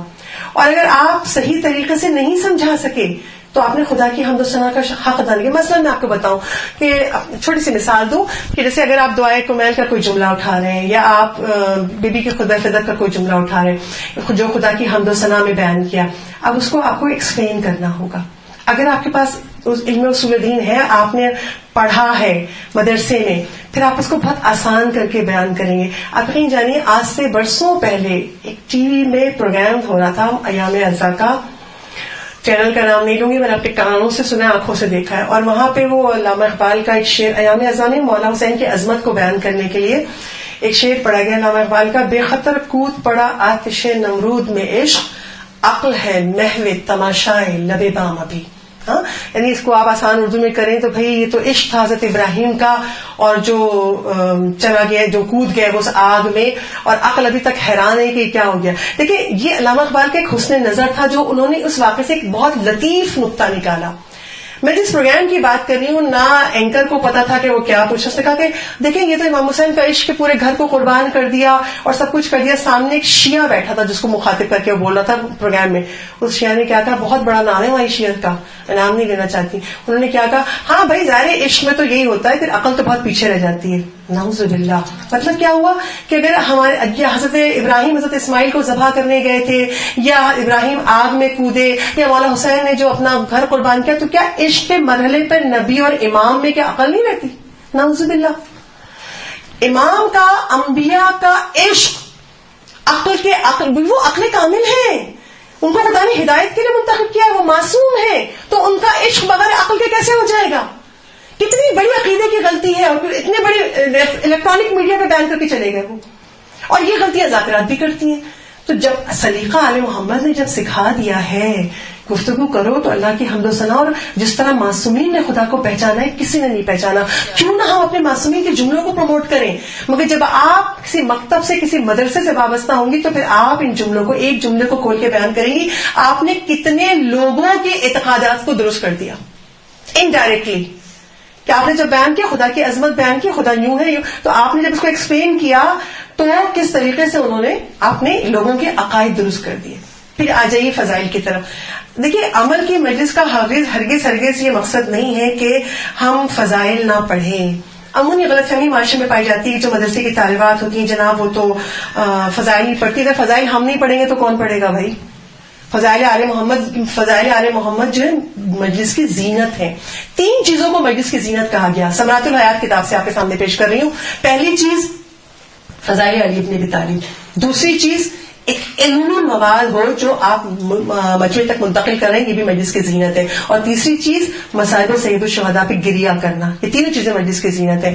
تو ایک جو عام معاشرے میں یہ غلط فہمی پھیلی کہ جی جو مدرسے کی طالبات ہوتی ہیں، مجالس پڑھتی ہیں، فضائل علی کیوں نہیں بیان کریں گے؟ آپ یقین جانیے اگر ہم نہیں بیان کریں گے تو ان نسلوں تک پیغام کیسے پہنچے گا؟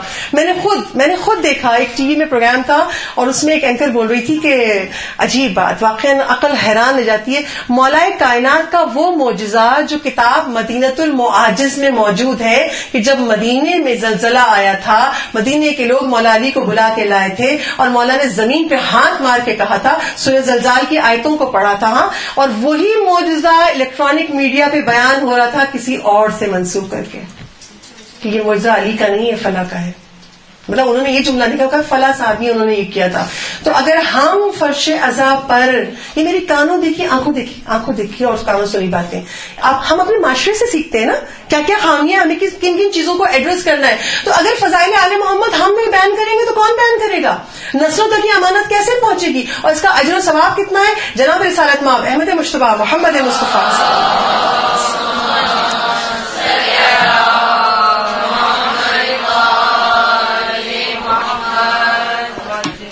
جناب رسالت مآب مخاطب ہے بی بی ام سلمہ سے. بہار الانوار کی روایت ہے اور بی بی ام سلمہ بیان کرتی ہیں کہ رسول نے کہا کہ جب بھی ایک جماعت کے لوگ اکٹھے ہو کر اور بیٹھتے ہیں اور فضائل علی ابن ابی طالب بیان کرتے ہیں تو ملائکہ عرش سے اترتے ہیں ان مجالس و محافل میں جہاں ذکر محمد و آل محمد، خصوص ذکر علی ابن ابی طالب ہو رہا ہوتا ہے. وہ آتے ہیں جب اس مقام پہ، جب وہ ذکر ختم ہو جاتا ہے، فضائل بیان ہو جاتے ہیں، جب وہ جاتے ہیں عرش پر، تو جو عرش پر بیٹھے ہوئے، اگر آپ لوگ لکھنے میں آپ کو تھوڑی پرابلم ہوئی تو میں اسپیڈ سلو کر لوں. مجھے 2-3 طالبات لگ رہی ہیں، ہاں اگر ایسا ہے تو صلوات پڑھ کے تائید کیجئے تو میں تھوڑا اور سلو ہو جاؤں.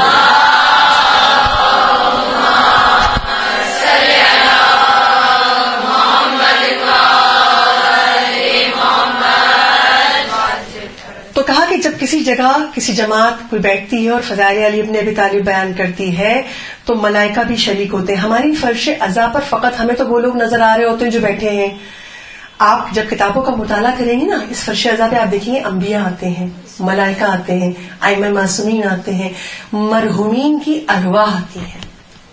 ہم نظر نہیں آ رہے ہمیں, لیکن سب موجود ہوتے ہیں. تو اب رسول بیان کر رہے ہیں جب فضائل کی بیان ہوتا ہے, مجلس تمام ہوتی ہے, اور جب ملائکہ عرش پر جاتے ہیں تو جو ملائکہ عرش پر تھے نہیں آئے تھے وہ ان ملائکہ کو دیکھ کے کہتے ہیں آج تمہارے جسم سے عجیب خوشبو آ رہی جو ہم نے بہشت میں بھی نہیں سونی. کہاں سے آ رہے ہو تم؟ کہا ہم ایسے مقام سے آ رہے ہیں جہاں فضائل علی بن ابی طالب بیان ہوتے, ایسی مجلس سے آ رہے ہیں. تو کہا کہاں پہ ہو رہی تھی, ہمیں بھی لے چلو. کہا مجلس تو ختم ہو چکی. یہاں تک روایت ہے کتاب میں یہاں تک بیان ہوا اور کہ جب وہ ملک آتے ہیں گو کہ مجلس ختم ہو چکی, مگر وہ اپنے پروں کو اس فرش اعضاء سے مس کرتے ہیں کہ یہ خوشبو ہمارے جسم میں بھی آ جائے. تو ملائکہ تو آتے ہیں فرش اعضاء پہ آ کے پر مس کر لیں, خوشبو مل جائے. اور ہم کیا کرتے ہیں عزادار کہ بچوں کو لے کے آتے ہیں, ساتھ میں ایک تھیلی میں بہت سارا کھانے پینے کا سامان بھرا ہوتا ہے. جب جاتے ہیں تو یقین جانیے بہت سی مبارگاہوں کے جو منتظمین ہیں وہ مجھ سے بقاعدہ میں نے پڑھا تو آپ اعلان کر دیجئے پلیز یہ لوگ ڈسٹ بن میں کچرا ڈال کے جائیں. جب فرش اعضاء سے لوگ اٹھتے ہیں تو پورا فرش اعضاء پہ کچرا ہی کچرا ہوتا ہے. ہم نے کتنی عزت کی اس فرش اعضاء کی. اور معصومین یہ کہتے ہیں کہ ملائکہ آتے ہیں پروں کو مس کرتے ہیں کہ اس ذکر کی خوشبو ہمارے پروں میں منتقل ہو جائے. ہم اگر با تقویٰ ہو جائے نا, اپنے آپ کو گناہوں سے بچائے, صاحب تقویٰ ہو جائے, تو اس خوشبو کو ہم بھی محسوس کر سکتے ہیں بشرطے کہ ہم اپنے آپ کو گناہوں کی نجاست سے پاک کرتے جائیں.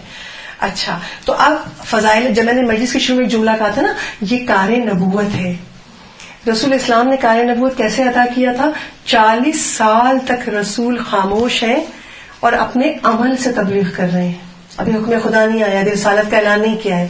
40 سال تک اپنے عمل سے تبلیغ کر رہے ہیں. اور جب دل کی مٹی, ان کفار کے دلوں کی مٹی کو نرم کر لیا نا, اور پھر جب حکم خدا آیا تو پھر کہا کہ میں اللہ کا نبی ہوں اور قولوا لا الہ الا اللہ. 40 برس لگے انہیں مٹی کو, دل کی مٹی کو نرم کرنے میں. ہاں وہ کفار کے درمیان تھے. ہم جو کار نبوت ادا کر رہے ہیں ہم مومنوں کے درمیان ادا کر رہے ہیں. فرق ہے نا, ان کا کام زیادہ مشکل تھا, بدر جہاں مشکل تھا, ہم اس منزل تک پہنچ نہیں سکتے, مگر ہم جو یہ کار نبوت انجام دے رہے ہیں وہ مومنوں کے درمیان انجام دے رہے ہیں. تو اب ہم دل کی مٹی کو کیسے نرم کریں؟ یہ فضائل محمد والے محمد ان سننے والوں کے قلب کی مٹی کو نرم کر دیتا ہے, تاکہ پھر آپ جب فضائل محمد, کیونکہ جو مومن کسے کہتے ہیں جس کے قلب میں ولایت علی بن ابی طالب کا عقیدہ, وہ ولایت محمد والے محمد پر ایمان رکھتا ہے, وہی مومن ہے نا. تو اب جب کون سننا نہیں چاہتا مولا کے فضائل, جسے وضو بھی کرنا نہیں آتا وہ بھی علی علی کرتا ہے, اور جو تقویٰ کی انتہائی بلندی پہ پہنچ جائے وہ بھی علی علی کرتا ہے. بلکہ جب اہل جنت بہشت کے دروازے پہ پہنچیں گے اور بہشت کے دروازے کی کنڈی کھٹکھٹائیں گے تو جنت کی جو بیل ہے اس کی آواز کیا ہے؟ یا علی یا علی یا علی. صلوات پڑھیں بابا سے.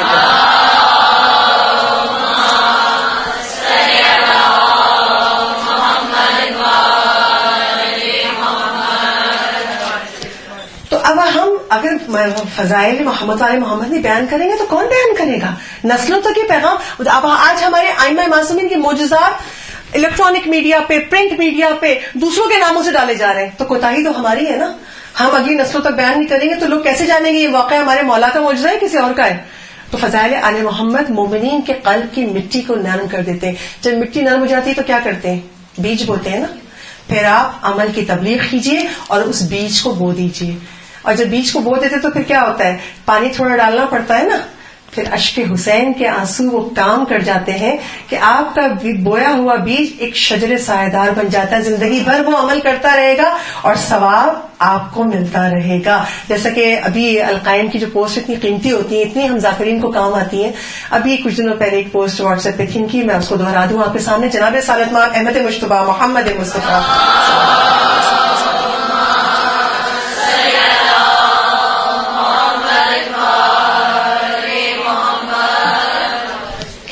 جناب سعادت مآب شاہ فرماتے ہیں کچھ لوگ میدان قیامت میں آئیں گے, ان کے نیک اعمال بادلوں کی طرح تہ در تہ ہوں گے. اور جب اپنے اتنے سارے نیک اعمال دیکھے, بادلوں کی مانند تہ در تہ اتنے نیک اعمال, تو خدا کی بارگاہ میں کہے گا بارگاہ میں نے تو اتنی نیکیاں نہیں انجام دی تھی. تو پروردگار عالم ارشاد فرمائے گا, صادق رسول بیان کر رہے ہیں, پروردگار عالم ارشاد فرمائے گا یہ تمہارا وہ علم ہے جو تم نے لوگوں تک پہنچایا تھا اور لوگوں نے عمل کیا تمہارے, کیونکہ آپ نے کوئی چیز بیان کی اور پھر لوگوں نے عمل شروع کیا, وہ عمل آگے منتقل ہوتا گیا, آپ اس ثواب میں شریک ہیں. آپ کے کتنے لوگوں نے عمل کیا؟ ایک عورت نے پردہ سیکھا، اسے اپنی بیٹی کو سکھایا، اسے اپنی دوست کو سکھایا، کہاں تک، جہاں تک یہ آپ کا صدقہ جاریہ آگے بڑھتا جائے گا، آپ کے نامہ اعمال میں نیکیوں کا اضافہ ہوتا جائے گا. تو آپ یقین جانیے، میں ہمیشہ کہتی ہوں مجلس پڑھنا مشکل نہیں ہے، مجلس تیار کرنا مشکل ہے.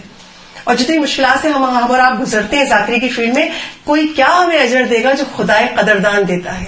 خدا سے زیادہ کوئی قدردان نہیں ہے اس کائنات میں، کہ اب ہماری نیکیاں جو ہم نے کی بھی نہیں ہے، مگر خدا نے ہمیں دوسروں کے اعمال میں شریک کیا ہمارے ثواب کو، اور ہمیں اس کا اجر پائیں گے. اچھا، کبھی کبھی ایک اور چیز آپ کے سامنے بیان کرنا چاہتی ہوں. جب ہم بیان کر رہے ہوتے ہیں تو کبھی بھی کوئی سنی سنائی بات کسی سنی تھی، اچھی لگی، بیان کر دی، ہرگز ایسا مت کیجیے گا.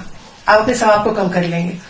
اگر آپ نے کسی سے سنا بھی ہے تو جب تک آپ اسے کتاب میں خود لکھا ہوا نہ دیکھ لیں یا کسی عالم باعمل کی زبان سے نہ سن لیں، کبھی اس کو آگے مجلس سے فارورڈ مت کیجیے گا، کوٹ مت کیجیے گا. کیوں؟ آپ خود اس پر یقین نہیں ہے، آپ نے خود کتاب میں لکھا ہوا دیکھا، آپ نے خود کسی عالم کے منہ سے نہیں سنا، آگے بیان کر دی، اور پتہ نہیں وہ اوتھینٹک ہے یا نہیں ہے. اب کیا ہوگا روز قیامت؟ اگر مجھ سے اور آپ سے امام حسین نے سوال کر دیا، ہمارے نوکر تھے، جو لوگ تمہارے سامنے آ کے بیٹھے تھے وہ ہماری محبت میں آ کے بیٹھتے تھے، تم نے کیا دیا؟ ہر مجلس سے متعلق سوال ہوگا، کیا جواب دیں گے ہم؟ تو بہت بہت محتاط ہو کے تیار کیجیے مجالس. پڑھتے ہوئے بھی بہت محتاط رہیے، کسی غلط جملے کا استعمال مت کیجیے گا، کیونکہ کبھی کبھی ایک چھوٹا سا جملہ جو ہم روانی میں کہہ جاتے ہیں اور ہمیں پتہ نہیں ہوتا کہ اس کا کیا اثر ہوگا معاشرے پر. تو بہت اس چیز کو بہت زیادہ غور طلب بات ہے کہ ہم بہت غور و فکر کے بعد پڑھیں. اور میں ہمیشہ ایک بات کہتی ہوں، جتنا آپ لوگ آگے بڑھتے جائیں گے آپ ایک چیز نوٹ کریں گے، محمد و آل محمد کے فضائل بھی غور و فکر کے لیے ہیں، اور محمد و آل محمد کے مصائب بھی غور و فکر کے لیے. یہ نہیں کہ فلاں سے روایت سنی مصائب کی، پتہ نہیں اتھینٹک کتابوں میں ہے یا نہیں، اٹھا کے پڑھ دی. ہرگز ایسا مت کیجیے گا. آج کل ایسے معاشرے میں ذاکرین موجود ہیں جو بالکل خیال نہیں کرتے مستند ہے یا نہیں، اور ایسی باتیں بیان کر جاتے ہیں جو توہین ائمہ کے زمرے میں آتی ہیں، توہین ائمہ کی. تو پلیز بہت خیال رکھیے گا. اور جب آپ آیتوں کو پڑھ رہے ہیں، آپ خطبہ پڑھ رہے ہیں، چونکہ آپ مدرسے سے منسلک ہو گئے، آپ کو مدرسوں میں علم تجوید سکھایا جاتا ہے، تو جب آپ پڑھتے ہیں عربی تو بالکل صحیح مخرج کے ساتھ پڑھیے. آپ کہیں نہیں آتی تو کیا کریں، ایسے پڑھ لیں تو کیا حرج ہے، بہت بڑا حرج ہے. عربی زبان اتنی ڈیلیکیٹ زبان ہے، اتنی نازک زبان ہے، ایک چیز کے لیے کتنے نام ہیں اس کے. آپ نے زیر زبر میں کمی کی، الفاظ کے معنی ہی بدل جاتے ہیں. جب آپ نام حسین پہ نوکر حسین بن کے بیٹھے ہیں، حسین کا پیغام لوگوں کو عمل کی دعوت دے رہے ہیں، اور آپ تب اپنے بیان کا انداز اب اتنے غیر محتاط ہے کہ زیر زبر کا خیال نہیں ہے، تو اس عبادت کا ثواب پھر کیا پائیں گے آپ؟ ہاں، ہم نماز پڑھ رہے ہیں اور ہم چاہیں گے نہیں ہم تیسری رکعت کا ذکر پہلی رکعت میں پڑھ لیں، ہوگی نماز قبول؟ نہیں ہوگی نا، مخرج صحیح نہ ہو.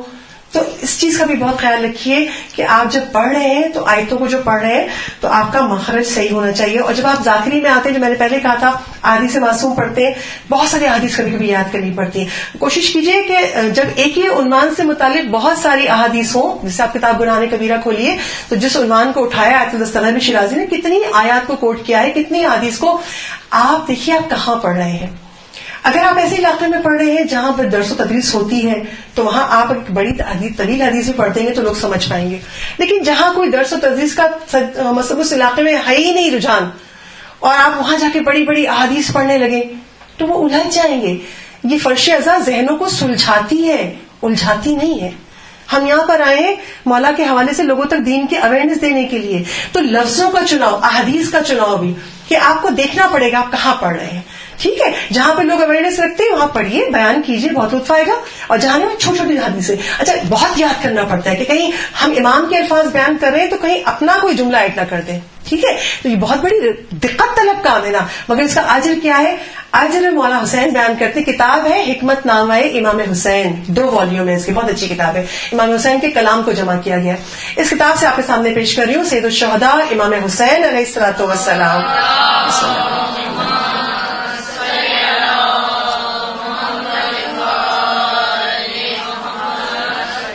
امام حسین ارشاد فرماتے ہیں جو آدمی، اور کیسے ارشاد فرماتے، کہا میں نے یہ حدیث اپنے بابا علی سے سنی اور بابا نے نانا رسول اللہ سے سنی. پوری روایت کی سند. پھر امام حسن کہتے ہیں میرے جد نے کہا کہ جو کوئی آدمی میری امت کا 40 ایسی احادیث یاد کر لے, حفظ کر لے, جس سے فائدہ لیا جائے, تو روز قیامت جب ایسا شخص آئے گا پروردگار عالم اسے فقیہ اور عالم کے زمرے میں محشور کرے گا. کہاں فقیہ کی برسہ برس کی عبادتوں کا ثواب, اور کہاں میری اور آپ کی فقط 40 احادیث ہیں, کچھ احادیث یاد ہو گئی. تو اللہ, میں نے آپ سے کہا نا, خدا سے بڑھ کے قدردان کوئی نہیں ہے. تو اگر آپ تھوڑی دقت اس میں ہے, آپ کو محنت کرنی پڑے گی, مگر اجر کیا ہے کہ اگر 40 احادیث بھی آپ کو زبانی یاد ہو گئی تو خدا میدان قیامت میں آپ کو فقیہ اور ایک عالم کے زمرے میں وہ ثواب آپ کو عطا کرے گا. ٹھیک ہے. اچھا, ایک چیز اور جو مسٹیک ہو جاتی ہے ذاکرین سے لکھتے ہوئے, اور پھر اس کا اثر یہ ہوتا ہے کہ جو ہم چاہ رہے ہوتے ہیں وہ اصل میں معاشرے سے نہیں ملتا. کیا, جب آپ اسٹڈی کرتے ہیں تو اس وقت بہت سی آیتیں, بہت سے حدیث, بہت سے واقعات. اچھا, واقعات کی طرف پہلے بیان کر دو ایک بات. دیکھیے, وہ کہتے ہیں نا واقعات, اب جب ڈھونڈنے لگتے ہیں واٹس ایپ کے واقعات آ رہے ہیں وہ بھی لکھ ڈالیں. میں نہیں کرتی ایسا جب تک کہ کتاب کا ریفرنس موجود نہ ہونا. اچھا, واقعات کیوں ضروری ہیں؟ دیکھیے, میں نے کہا نا یہ کار نبوت ہے, تو کار نبوت کا معجزہ ہے قرآن. رسول خدا کا معجزہ ہے نا جو اللہ نے کو معجزہ دے کے بھیجا. اور قرآن میں جب خدا گفتگو کرتا ہے احکامات کی اور دین کے معاملات کی, تو اس میں گزشتہ انبیاء کے واقعات بھی ہیں, اس میں بلم باور کا بھی واقعہ موجود ہے, جناب یوسف کا بھی واقعہ موجود ہے. کیوں خدا نے بیان کی؟ کیا اسٹوری سنانے کا خدا کا شوق ہے؟ نہیں. جو بات آپ نے آیات اور احادیث سے بیان کی ہے, جب اس کو سمجھا کے آپ فوراً ہی کوئی واقعہ بیان کرتے ہیں نا, وہ چیز لوگوں کو یاد ہو جاتی ہے. شاید انہیں آیت یاد نہ رہے, شاید انہیں وہ حدیث معصوم یاد نہ رہے, لیکن وہ جو واقعہ سنا دیا اس کا امپیکٹ ان پر ہمیشہ رہے گا, وہ واقعہ یاد رہے گا کہ یہ سنت الہی ہے, طریقہ الہی ہے. تو جب ہم کار نبوت والا کام کر رہے ہیں تو ہم اس سے فائدہ کیوں نہ اٹھائیں؟ تو جب بھی آپ کو کبھی کبھی ایسا بیان کریں, بہت خوش ہو جاتی ہے گفتگو, کیوں یہ آیت یہ حدیث بہت خوبصورت اردو ہے, مگر مجمع یوں بیٹھا ہوا ہے کہ وہ سن تو رہا ہے, وہی والی بات, تقریر ہو گئی, مجلس نہیں رہ گئی. ٹھیک ہے. تو اب واقعات آپ کے کام کو آسان کر دیتے ہیں, اور یہ قرآنی طریقہ ہے, اس سے کوئی وہ نہیں ہے, ہم اس طریقے سے چلیں گے. اچھا, پھر ایک غلطی اور کیا ہوتی ہے کہ اب مسئلہ یہ ہے کہ ہم عمل کی تبلیغ کر رہے ہیں, مجلس میں کیسے کریں. کبھی کبھی ہم بہت ساری چیزیں تیار کر لیتے ہیں, تو اس کے بعد کیا ہوتا ہے کہ اتنا ہم نے تیاری کر لی, جب ہم پوائنٹس نوٹ کر رہے تھے پیجز میں, ہم نے 10-12 پیجز پہ پوائنٹس لکھے, فلاں پیج پہ فلاں یہ ہے. طریقہ ایسے ہی ہوتا ہے نا اسٹوڈنٹس کا, ہم سب کا, چاہے دنیا کے ایگزام دے رہے ہو چاہے ہم ذاکری کی تیاری کر رہے ہو. اب جب تیاری کر کے پوائنٹس اکٹھا ہو گئے تو ہم سوچتے ہیں دیکھو ہمیں یہ نہیں پتا تھا, اچھا یہ بھی بہت امپورٹنٹ ہے. اب کوئی ذاکرین مجالس میں ٹاپک اتنا پھیلا لیتے ہیں کہ پھر وہ سمیٹ نہیں پا رہے ہوتے. اور ہمیشہ ایک چیز یاد رکھیے گا, کسی کے لیے بھی ممکن نہیں ہے, کسی عالم کے لیے بھی ممکن نہیں ہے کہ آپ 45 منٹ کے ایک تقریر میں پورا دین الہی بیان کر دیں. نہیں ہو سکتا, ناممکن ہے. تو آپ چناؤ کیجئے, بات آپ کی ٹائم لمیٹیشنز کے اندر, میں بھی گھڑی دیکھ لوں کہ میں بھی کراس نہ کر جاؤں, ہے تو آپ ٹائم لمیٹیشنز کے اندر رہیے اور اپنی گفتگو کو بہت جامع ترین کر کے بیان کیجئے. یہ سوچ لیجئے کہ آپ نے تھوڑا سا اثر یعنی ایسا بیان کیا کہ ان کے اندر علم کی پیاس باقی رہے, کہ نہیں ہم پھر سنیں گے تو مزید آپ چاہیں کہ آپ کوئی بھی ٹاپک آپ نے اٹھایا, غیبت ہے, جھوٹ ہے, کوئی بھی گناہ کبیرہ اٹھایا, اور آپ نے سوچا کہ جو کچھ میں نے پڑھا سب کچھ دے ڈالوں, نہیں, آپ کا پھر وہ اثر آپ کی مجلس کا نہیں رہے گا, کیونکہ ہر شخص کی ڈائجیشن پاور مختلف ہوتی ہے. ٹھیک ہے, ہمیں اتنا دینا ہے کہ کم سے کم اگر ایک 10-11 سال کی بچی بھی بیٹھی ہے تو وہ بھی لے کے اٹھے, 50-60 سال کی ضعیفہ بیٹھی ہے تو وہ بھی لے کر اٹھے. ٹھیک ہے, اس چیز کا بھی بہت فرق پڑتا ہے ذکر کرنے پہ. یہ ساری ٹیکنیکلٹیز ہیں جس کو آپ ذہن میں رکھیں گے تو مختصر اور جامع ترین چیزوں کو بیان کر سکیں گے. اچھا, ایک چیز بہت اہم ہے جو میں آپ کے سامنے بیان کروں گی, 10 منٹ رہ گئے اور پھر اس کے بعد میں آپ سے اجازت چاہوں گی, بہت آپ کا وقت لیا. ایک چیز یہ کہ ابھی ہم نے بیان کیا کہ ہم ذاکری کیوں کر رہے ہیں, کیا ہے, کیسے کرنا ہے, کن کن چیزوں کو ہم نے مد نظر رکھنا ہے. جب ہم عام معاشرے میں عام مجمع سے مخاطب ہوتے ہیں تو ظاہر ہمارے سامنے جوان بھی ہیں, بوڑھے بھی ہیں, بچے بھی ہیں. جو جوان ہیں, جو پڑھا لکھا مجمع ہے, اور یا جو عام مجمع بھی ہے, ان کے ذہن پہ ایک چیز تحریر ہے. مثلا ہمارے یہاں ہوتا کیا ہے کہ لوگ دین سے زیادہ رسومات کو جانتے ہیں, ادب و احترام میں بہت آگے بڑھ گئے, دین کے احکامات میں بہت پیچھے رہ گئے.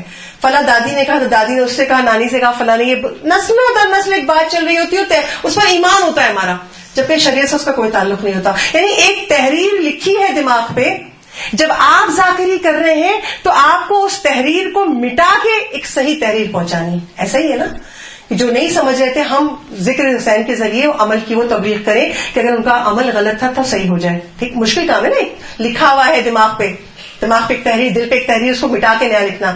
لیکن اگر ہم بچوں کی مجالس کا سلسلہ شروع ہو جائے ہمارے معاشرے میں, ایک روایت بن جائے. آج ہر شیعہ ایک مجلس ضرور کرتا ہے, سالانہ مجلس ہے نا, گھر میں ایک سالانہ مجلس کریں, بی بی فرشیزہ پہ آئے, ہمارے گھر میں برکت ہو, معصومین کے قدم آئے.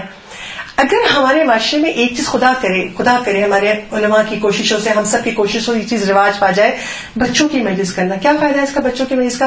دیکھیے بچے معصوم ہے, دل بھی نرم ہے, ابھی اس کے دماغ پہ کوئی تحریر نہیں ہے, اس کا دماغ, اس کا دل بلینک پیپر کی طرح ہے, اور آپ اس میں جو تحریر لکھ دیں گے وہ اس پہ بالکل ثبت ہو جائے گی, زندگی بھر اس کے کام آئے گی. پہلا فائدہ. دوسرا فائدہ یہ کہ آپ ہمارے معاشرے میں دیکھیے جب مرد مردانی مجلس میں جاتے ہیں, بھلے کتنے ہی بڑے عالم کو سن کے آئیں, یہ آپ کا بھی ایکسپیرینس ہے, میرا بھی ہے, ہماری آبزرویشن ہے کیا, کہ کتنے ہی بڑے عالم کی مجلس سن کر آ جائیں, گھر جا کے کبھی بھی بچوں کو تذکرہ نہیں کرتے, عالم نے فلاں چیز پڑھی, یہ اتنی اچھی بات تھی, مجھے نہیں پتا تھا. پتا نہیں, مردوں کا یہ کیا کہوں میں, مزاج ہی نہیں ہے. بہت سب نہیں ہوتے ہوں گے, 2-3% لوگ ایسے ہوتے ہیں جو گھر جاتے ہیں اور بتاتے ہیں دیکھو بیٹا آج یہ سیکھا, آج عالم نے یہ پڑھا, لیکن اکثریت نہیں کرتی. اچھا, خواتین جن مجالس میں جاتی ہیں پلٹ کے آئی, گھر کے کام میں بھی یہ کرنا ہے, فلاں اسکول سے آ رہا ہے, فلاں یہ کام کرنا ہے, ذہن مختلف جگہ بٹا ہوتا ہے. ہاں جب بچوں کو لے کے کبھی صرف بیٹھتی ہیں تو ہاں بیٹا دیکھو آج یہ سنا, دیکھو یہ اتنا ضروری عمل کر, لیکن یہ بھی ہر ماں نہیں کرتی. یعنی امام حسین کی مجلس کا پیغام اسپریڈ اس طرح سے نہیں ہو رہا ہوتا جس طرح ہونا چاہیے. لیکن اگر بچوں کی مجلس سے قائم ہونا شروع ہو جائیں, ہم سب کوشش کریں کہ چھوٹے بچوں کی مجلس ضرور کریں. بچے کا ذہن معصوم ہے, دل بھی معصوم ہے, نرم ہے, اور جیسے بچے کا نیچر ہے نا, تو اسکول میں کچھ سیکھ کے آتا ہے, امی امی امی سنیں, امی آج مس نے یہ کہا تھا, امی دیکھیں مجھے اسٹار ملا. اور بلکہ بچے بڑے بھی ہو جائیں, میری بیٹیاں ماشاء اللہ بڑی یونیورسٹی میں آ گئی ہیں, لیکن جب آتی امی سنیں امی آج یہ ہوا, تو ایک نیچر ہوتی ہے نا کہ ماں کو پکڑ کے بولنا, یہ گھر والوں کو بتاتی ہیں, دادی نام دیتی ہیں, دادی سنیں تو آج یہ ہوا تھا. تو اب کیا ہوتا ہے کہ اگر ہم یہ بچوں کی مجلس کی روایات قائم کریں, اب بچہ وہاں جو کچھ سن کے آئے گا وہ آٹومیٹکلی گھر کے باقی افراد میں منتقل ہو جائے گا. امام حسین کا پیغام لوگوں تک پہنچ جائے گا. کچھ برس ہمیں محنت کرنی پڑے گی کہ بچوں کے درمیان بیٹھ کے بچوں کے لہجے میں بچوں کی طرح وہ چھوٹی چھوٹی باتیں ہم ان تک پہنچائیں, چھوٹے چھوٹے لفظوں میں.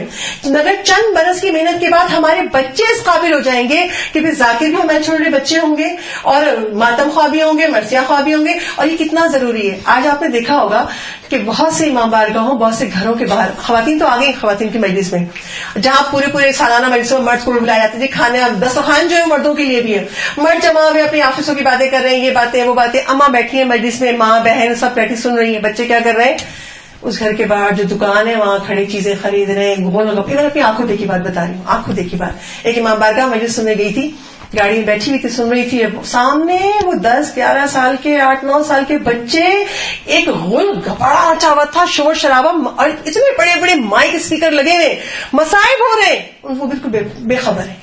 تو ان بچوں کو عزادار کون بنائے گا؟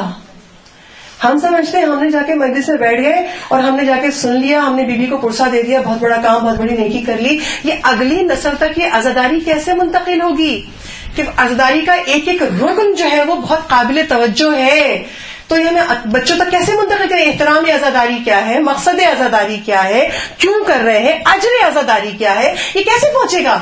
تو ہم سب نے کوشش کرنی ہے.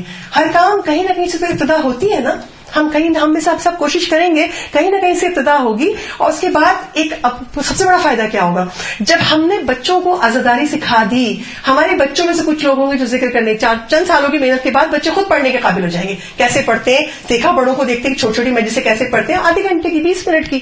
اور جب بچے کرنے لگیں گے تو پھر پتہ ہے کیا ہوگا, سب سے بڑا کام کیا ہوگا, ہم نے امام زمان کے مددگار تیار کر دیے.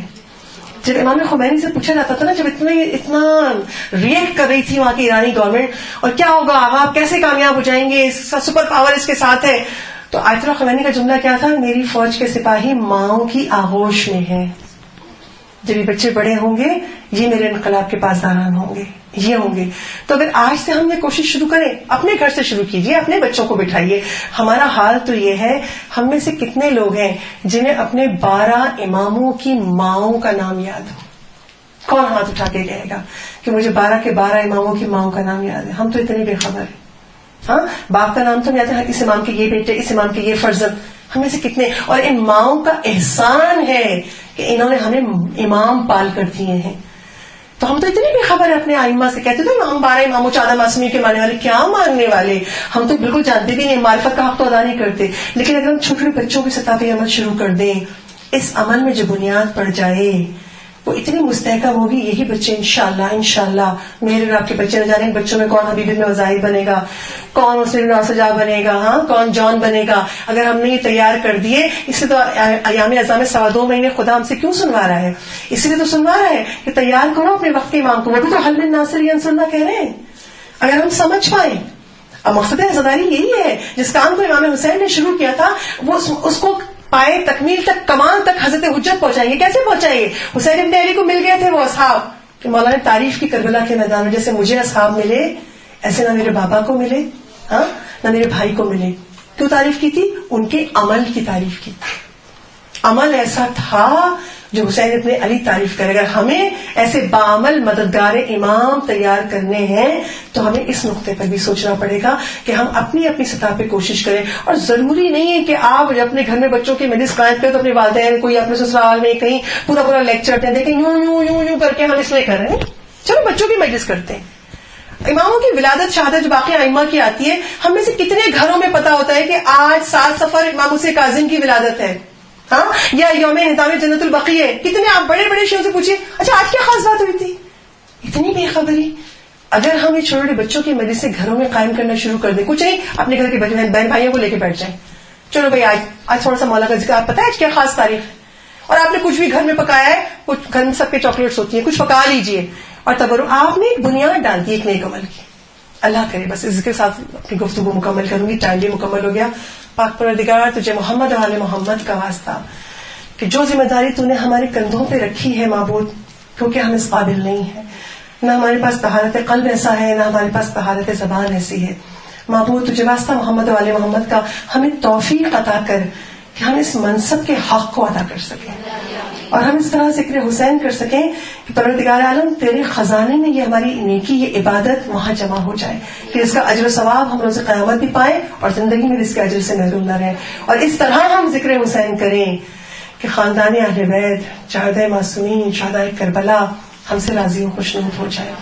بس اس دعا کے ساتھ خدا ہم سب کی خدمتوں کو قبول کرے اور یہ ہمارا ذکر اس منزل پر پہنچے کہ ہم اپنے ذکر کے ذریعے امام کے ظہور کی راہ میں حائل رکاوٹوں کو دور کر سکیں.